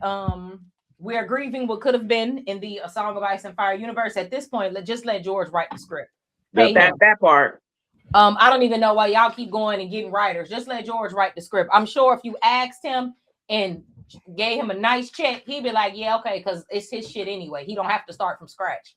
Right. Yeah, let him show run. Y'all can get y'all directors and whoever y'all need to execute everything. Look at A Night of the Seven Kingdoms. 10s across the motherfucking board. People who don't even care about Game of Thrones is like, oh yeah, this is it right here. Mm-hmm. Amazing television, no spectacle. Come on now. Real acting, real storytelling. No dragons. No dragons. No playing. Because the Asians didn't play with Hajime. He got to tell his Attack on Titan. Okay, listen. Didn't change nothing. And it turned out perfect. That's a whole That's what I need from America. Come on, Americans, let's get it together. The Asians got it together over there with TV. I swear, I need to watch the Attack on Titan movie and finish it. But they worried about that money piece instead of the quality of the show, in which they need to be doing that because the fans has a voice and we need to be heard. Because if you keep on messing around with these Game of Thrones people, we gonna listen. We gotta wait 2 more years. I had a Walking Dead viewership trailed off on the end. And the Asians ain't gonna make 1 million spinoffs because we ain't got no Attack on Titan spinoff. It's done. Nope. It's done. I'm grieving it. So it's a wrap. They know how to take their product, put it out there, let people love it, and let it just be great. That's all I had to do. Meanwhile, and I appreciated that. Meanwhile, I'm sitting here grieving The Wire because that's actually the best thing since sliced bread. If we're gonna get into it, but that's a whole. I know you're grieving on that one. I know you're grieving on that. And I'm mad. I'm like, dang, I got my whole life to live. It ain't gonna get better than this. I can't stand you. I'm gonna keep doing reactions with people who ain't never seen it before because I need an excuse to keep rewatching it and to keep having.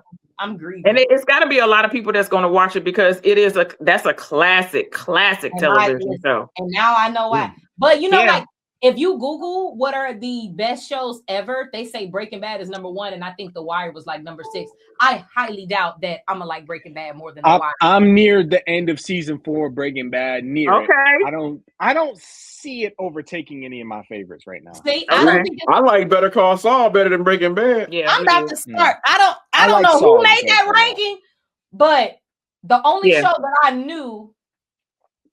It was, I can't remember which ones were in between, but I was like, The Wire is only number 6. Right now, Breaking Bad's not it's not in the top 10 list for me personally. I like it, but it's not. I'm about to start it like next week, y'all. So I will be y'all talking about Breaking Bad.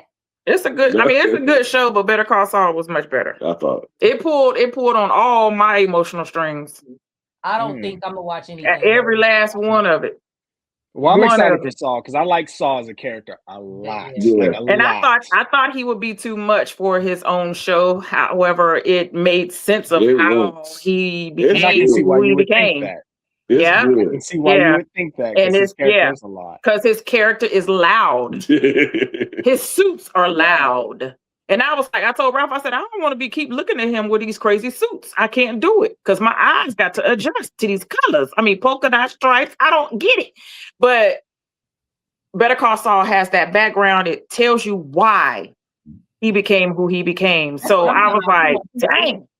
I said, oh, yeah. The writing is. I have to. Yeah, the writing is crazy. And then Kim, his co-star, I know that's not her real name. Her name is Rhea. I think she's great. She is great. I know 0 things about Better Call Saul, so but it's good to watch. It's a good watch. Are you starting it after Breaking Bad? I mean, yeah, I'm gonna go right into it. Yeah, I'm gonna go right into it. But yeah, so that's I'm about to start. Listen, y'all, once I finish Star Trek Discovery, I can't wait to finish all this pume outer space. I'm tired. Pume. Outer space, I can't take it. Pume. Why are we at outer space? Y'all, wait, let me stop this podcast because I can't take it. Why are we in outer space? Pume. I love it.